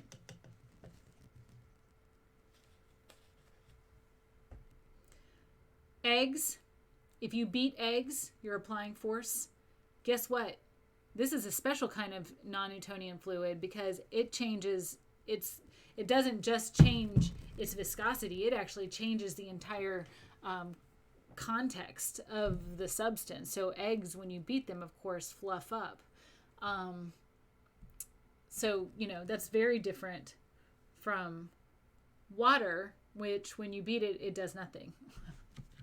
It just becomes agitated and bubbly. Okay. Let's do this. I do want to add some of the green, but I'm going to be honest with you. I don't think I want any of the light green. I mean, I think I don't want to mix any of the yellow and blue green. I think I'm just going to bring in some of this light. So what I'm going to do is I'm just doing more X's, but just right on top of it. Little X, little X, little X, X, X, little X. Maybe get a little water on my brush so that it's nice and fluidy. Little X, little X. You kind of don't want it too fluidy though, because then it'll go places you don't want it to go. Because it's all of a sudden now like this really nice mixture. Like see, this is already like probably more so than what I wanted. But let's just get it in here. For the sake of time, more importantly, because we're already over time. I like to keep my classes to 2 hours. This most definitely was not 2 hours. I think putting the train in the wrong place kind of set me back a little bit, but I can't completely blame the train. Blame it on the train. But the bus is already there. Now, if you know what song that line comes from, you get bonus points. Now I'm going to go ahead and start talking about, since we are running over a little bit, I'm just doing crisscrosses. Since we are running over a little bit, I want to talk about my Discord channel, because if you are watching this from YouTube, you might think, oh, I missed it. I missed the chat, you know, all of that. You can still come over to the Discord channel. I have all my notifications turned on. So you can still come over. You can upload your artwork if you follow me. I mean, it could be a year from now. You upload your artwork and I will come out and look at it, and I will give you my professional critique, rather, not technique. Although I might help you with your technique. I'm coming and doing these little trees in the background, by the way.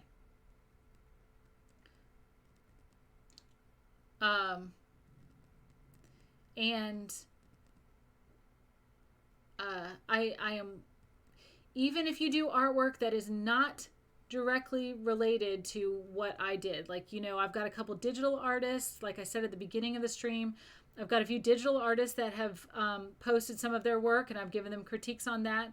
If you're interested in just getting another artist to look at your work and to talk about it, I really encourage you to come to my Discord, because that's what we do there. We share artwork, and we talk about it. So I want to encourage you to do that. I'm not happy with my trunks. Here's what I'm going to do for my trunks. I'm going to bring in some white here.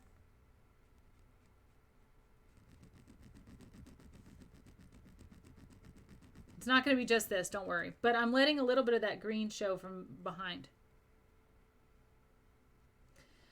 So I encourage you, even if you're watching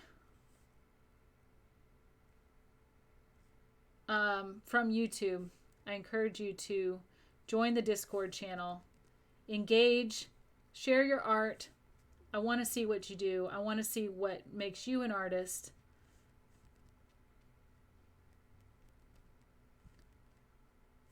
I just want this to...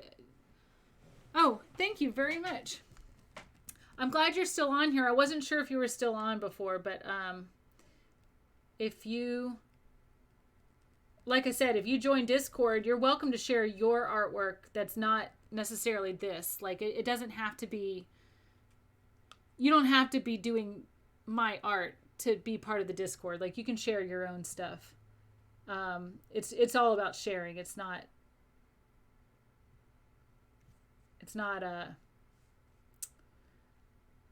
just for my class stuff. Anyway, just wanted to make sure everybody knew that my Discord's open to any artist of any kind of art. Keep in mind, I do have some kids on there. I do have kids that are under 18. I mean, I guess that's kid, but I have some kids that are under 10 that are on my Discord channel. So just keep that in mind when you post stuff. If you have anything that's, you know, like I had to go and take down a lot of my nude drawings and stuff from my website because I'm sending people out there like from YouTube and stuff. And, you know, even though I don't mark my stuff for kids, I don't want some kid running across, you know, learning anatomy from my artwork. That's not my goal. So I took some of those down. I think I still have one out there though. If you go out to my website, you'll find it. Okay, so I'm going to need more white for this because the white I have is just too watered down, but I'm looking for my trees to be more broad at the bottom. So what I'm going to do, I'm going to mix a little bit. I'm going to bring some of my gray in. And I promise, guys, we're almost done. I'm going to bring some of my gray in. And I'm making it broader at the bottom. And all I'm doing is kind of the tops of triangles.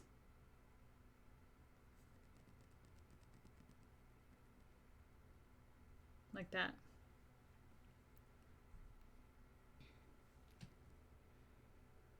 Oh, is that pure white? Yeah, it was. It was, but it was watered down, so yes, I'm just putting the pure white on there. Okay, so I've got this green at the bottom. It doesn't look particularly good, right? I mean, right now it just looks kind of weird and choppy. So I'm going to take my white. This is almost like what we did in the sky. And I'm just going to blend it a little bit. And that was a little thicker than I wanted it to go, so I'm trying to pick some of it up with my brush.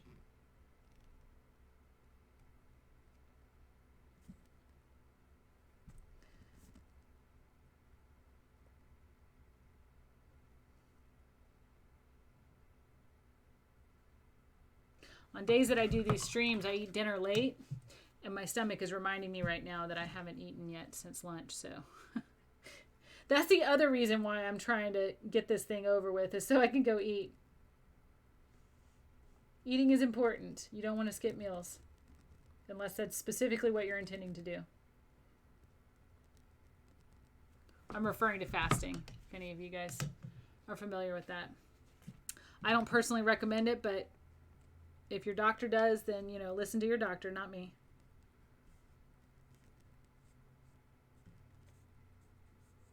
Okay. So I've got these bases now.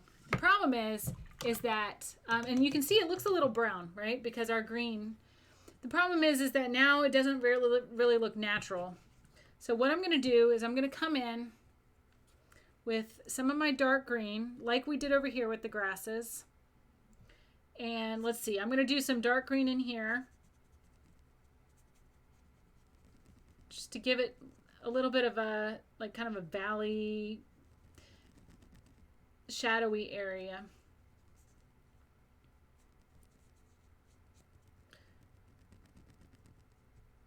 Okay, and then I'm going to do some dark green, like just grassy. Now, remember what we did over here. We took our light green and went right over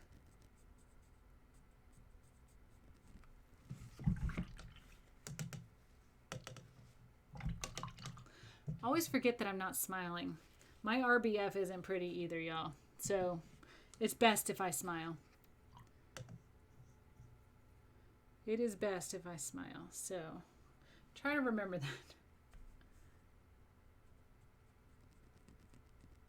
So I'm just coming in and like doing these kind of right over the dark green, these kind of grassy with the lighter green.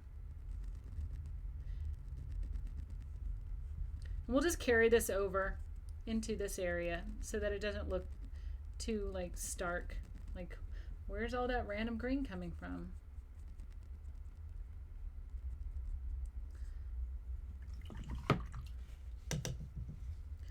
All right, and I might carry it just a little bit up the hill, just a little bit.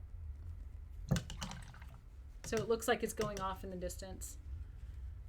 Okay, this right here, you're like, what is this mess? What is this mess going on? Okay, well, that's a really good question. First, I'm going to pick up some white. And I'm going to come up here because the areas that I added earlier were a little watered down for my taste. So I'm coming up and I'm just doing like really choppy strokes. And then smoothing at the bottom. Chop, chop, chop, chop, chop. And then smooth at the bottom. Okay. Let's see, let's get up in here. These are like definite snow areas. Chop, chop, chop, chop, chop, and then smooth. It gives it a little bit of a grill kind of effect.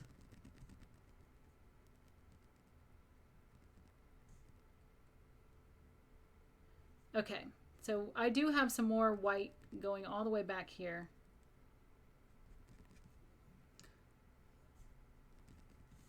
Now I'm rushing, and you know, my number 2 guide for artists is don't rush.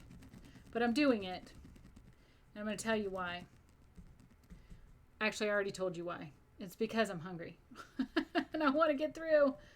So I'm just I'm being more choppy than I was. But remember earlier I was having so much trouble with the white, so now I'm just going wet, straight wet on it. Remember I was having trouble with the white? Well, I want to fix that. I didn't like that. So what we're doing with this dark area here is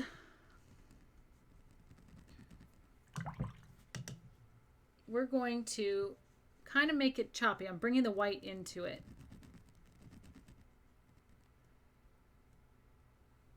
And I'm just making it like cross-hatching. Cross-hatching is where you go one way with lines and then the other way with lines. Very similar to your hashtag.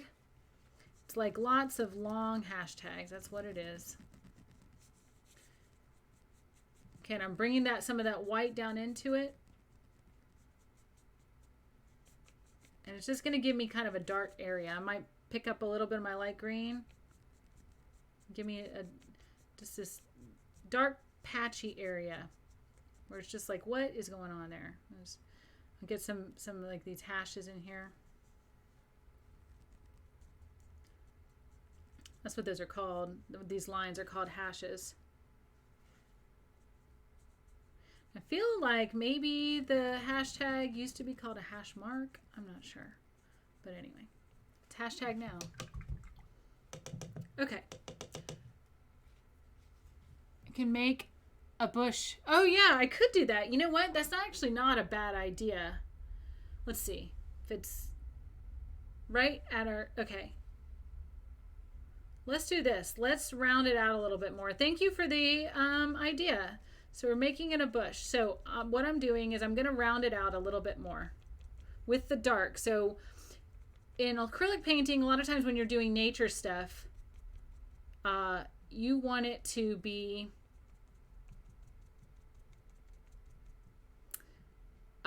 you want to do your dark first, because this is going to give that layered effect, just like we did with the trees. And in fact, I'm not even like super happy with those trees, but they're going to have to do because we're not going back and doing the trees. So then you do a lighter version on top of it. So the green.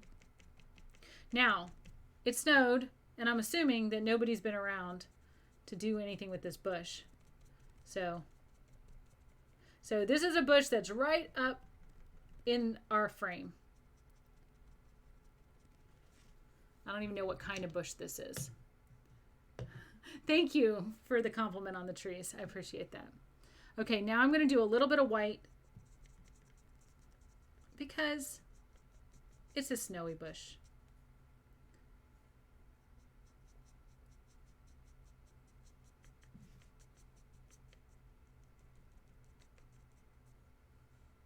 So I'm just doing nice little strokes. That wasn't a little stroke. As if to emphasize my little strokes, let me do this giant one.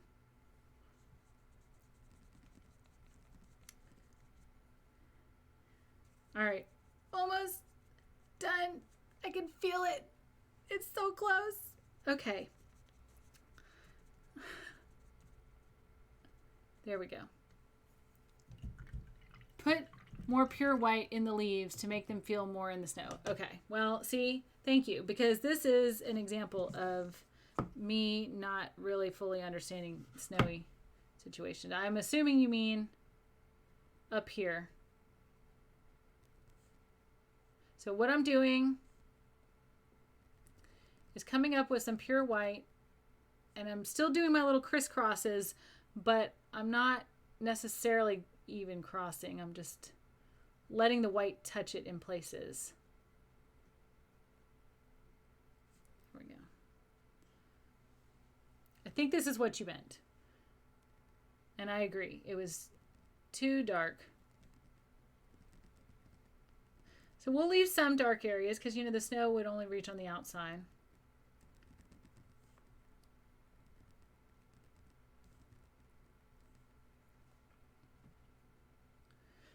Actually, I have like this terrible memory of an IQ test I took when I was in college. And they had this scene. It was like one of those things you have to interpret the scene. And they had a snowy scene. I'm still determined that I got that right. The test said I didn't, but I know I did. Because here's what it was. It had a pile of logs. I think it was like a cultural bias is what it was. But it had a pile of logs. It was a snowy scene. And there was a pile of logs that had no snow on it. And in the background, you had this house. There was snow on top of everything else. Okay? You had this house in the background. I mean, this is how much this bothered me that I still remember this 20 years later. So I said that if you looked at the house, there was no smoke coming from the chimney. And I'm thinking, well, clearly they got logs because there's no snow on the logs. There's snow on everything else. Clearly they got the logs, but there's no smoke coming from the chimney. So in my mind, that made the most sense. Apparently it was the snow on the logs that was missing. And I guess the idea is that you have to go an extra leap to say that there was no smoke in the chimney. However, my sister, who took this test separately from me, we didn't discuss it or anything like that. She's a little bit younger than me.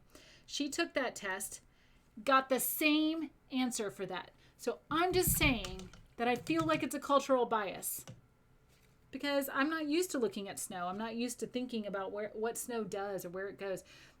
I know this isn't perfect. I'm just coming in here with some other green. I don't know. I know it's not great, but it's okay. Maybe we should do a little bit of snow back here. I probably could have just... So when I do my critique, which is about in 20 seconds, I'm going to talk about my trees.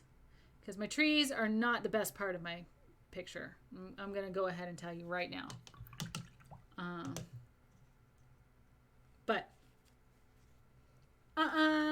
So this is our train. I'm going to go ahead and sign it so it's done. So I use my paint pen. This is the kind where you have to like press it down. And I'm going to, oop. There we go. Close enough. I'm going to force that signature. Okay, so what I always do, and I do this in my my critiques with my students in my live classes and with these and everything, I encourage you to say one thing that you feel is really working well in your drawing or painting or whatever it is, and then say one thing that you think you could work on in a future painting, whether it's something you change, something you add, what have you. And of course, I encourage everyone to redo things. I will be doing this painting a second time. As much as I love trains, let me tell you, I'll be doing this one again. So let's think about this. And in fact, I can't even see my peak back here. I want to see my little peak. So like that right there is a problem. I'm not going to fix it right now, but I probably will fix it before I post this picture, that like when I take a picture of this. I got my proportions off on this. However,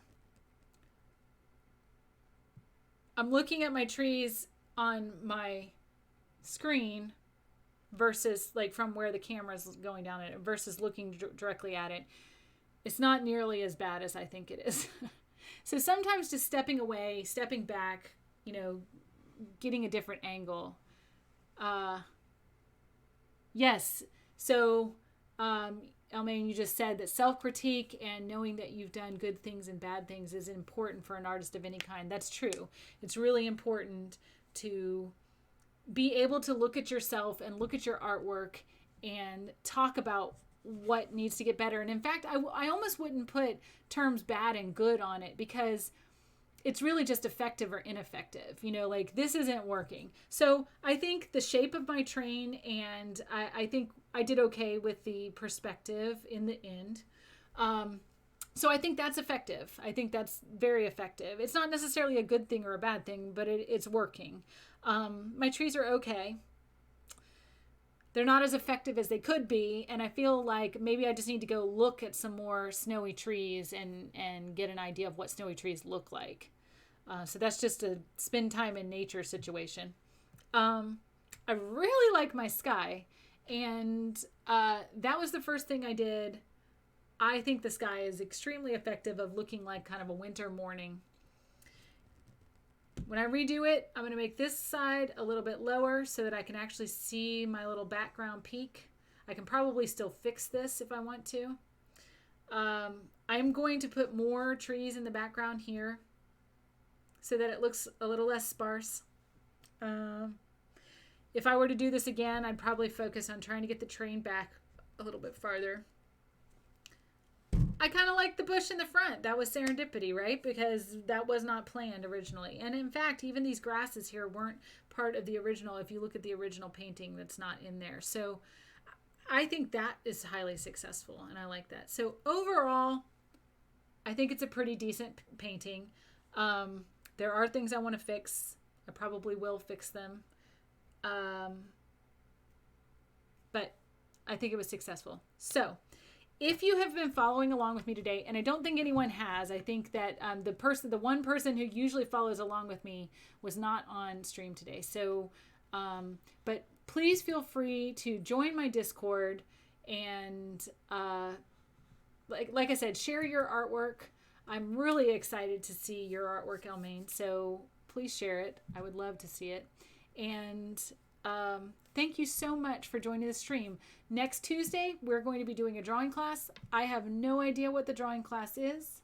I can go look that up. Let's see. Okay, maybe. I do have a copy of my schedule at the bottom. It has my general schedule, which is Tuesdays I do drawings, Fridays I do paintings. However, if you click on the button schedule, it will actually take you to my calendar, which shows you actual photos, like images of what we're going to be doing. So, all right, I am starting my spring thing.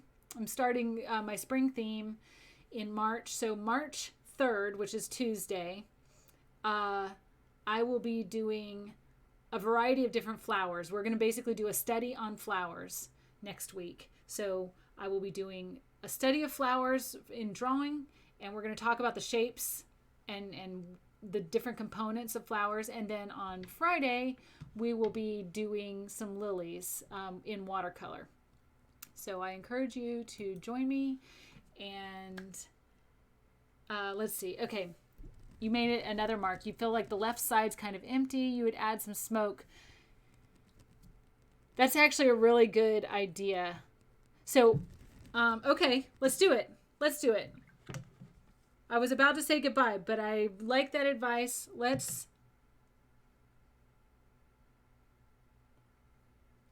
So I'm watering down. In fact, I'm going to use a whole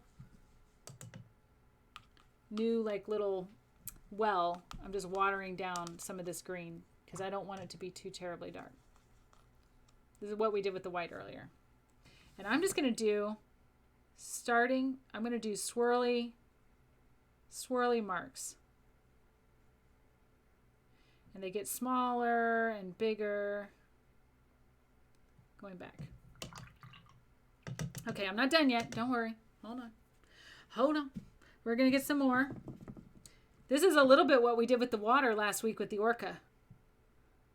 So we're going to do some more swirly marks. Swirly. Okay, getting bigger. I'm pressing down a little bit more. Okay.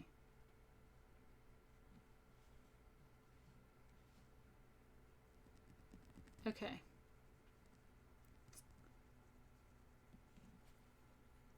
Now, I want it to be pretty dark in middle parts of it because you would not be able to see some of that stuff through some of the smoke. Some of the smoke is pretty dark. So I'm going to add some darker bits of green. And then I'm going to add some white. Yeah, I know. You know, my stomach said, yay, I get to eat. But my brain said, no, you need to do more art. So now I'm coming in with the white. And just mixing in with that gray. And actually, I probably want to water this white down just a tiny bit. This is okay. I'm really glad that you're interested and that you're staying focused. Because, like I said, I have one person right now that's been following me. Like where she actually does the painting or the drawing that I'm doing. And she's like one of my best friends, so it almost doesn't count. I mean, it does count. It does. I'm very happy she does it. But, so at least I know I have one person. But I'm very excited to have another person who's just interested in the art. This isn't it's not like the most popular stream or anything like that. Which I don't know why, because I'm amazing. Even if I go over a lot. I went over my time today. Okay. So let's see how that looks. That's not too bad. What do you think? I mean, in all honesty, I don't know how much that added to the left, though. And it's really making me want to go ahead and fix my right side now. Thanks. I mean, since we're here, might as well. So here's what I'm going to do.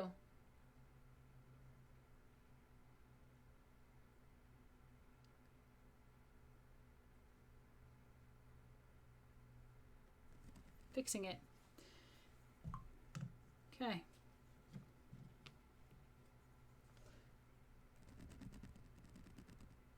It's almost like that mountain never existed.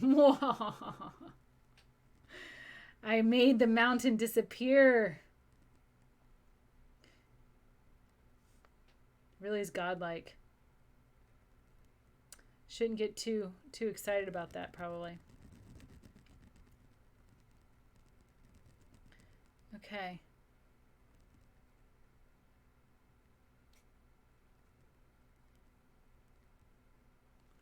So what I'm trying to do, make it look like my mountains over there. Now, because I did that, now I've got to add some shadow to the mountain. So I'm going to smooth this out just a little bit with just a, nope, I wasn't going to do that.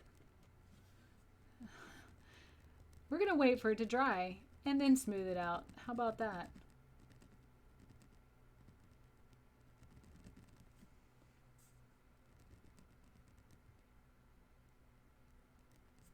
Okay. This is what we're going to do. Dark green, top of the mountain, down the side of the mountain. Just like we did with our train, we're going to do shadow in our mountain. So, let's get the dark going up here. And I want this to be a little bit more jagged than it is. Not that jagged, but it is what it is now. It's done. Now I have like a devil's peak going on over there. Okay.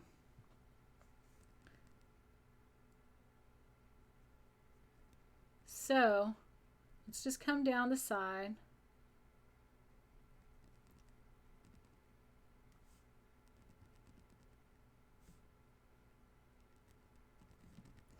All right, I've got this dark here.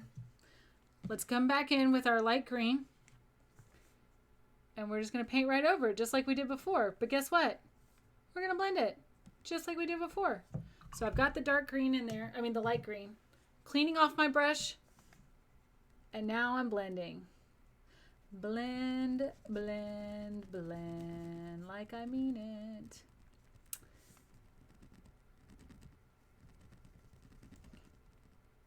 Blending is my favorite thing to do, so, you know, I might burst into song. You guys don't want me to burst into song. I mean, you might, but I'm not going to. Okay. Remember how I did that weird snowy thing where I like did the white on the mountain? Yeah, I didn't. So now I've got to make up for that and blend that too, which isn't going to be as easy because that was a made up color. It never ends. It never ends. Almaine, I'm glad you seem to have time and thanks for sticking around. I appreciate it. And all the advice because, you know, you're making this better. You're making this painting better. And see, to me, this is what the art community is about, you know? We make each other better. I think that's really important. Okay, so I mixed it with some water. Now I'm actually, you know what? I'm looking at it. I like it. I think I'm going to leave it like just like that. Yep. Done. Okay. So I don't know how I feel about the smoke, but it's working. It's kind of covering up my trees in the back. I don't know how I feel about that, but maybe we just do some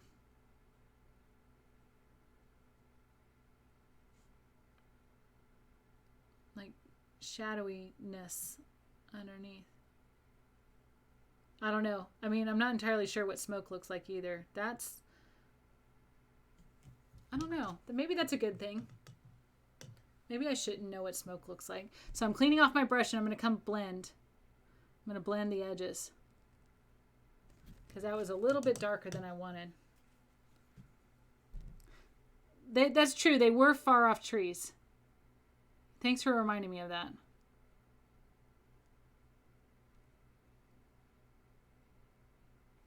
Okay. We're done. Oh my goodness. This stream is already 2 hours and 35 minutes. Guys, this might actually be the longest stream I've ever done. I don't remember if my first stream, because my very first stream where I went over all of my tools and utensils and stuff, and then of course I'm like drinking wine on stream, so you know that went over a little bit, but I don't think it was 2.5 hours. They weren't meant to draw attention, so it's okay. Yes, okay, true, good point. Okay, what I'm trying to do is I'm trying to give my smoke like some, you know, something, some 3D something or other. So that's why I'm giving it like shadow underneath it. I don't know if smoke actually has shadow. It's good. It's good. Are we calling it? Time of death? Just kidding. All right. I had already signed it even. Okay. I like it. It's good. We're good. Thank you so much for coming. I really appreciate all of the advice and for you sticking around and joining me all the way to the end of this very long stream. And I hope to see you on Tuesday. So have a great weekend, guys.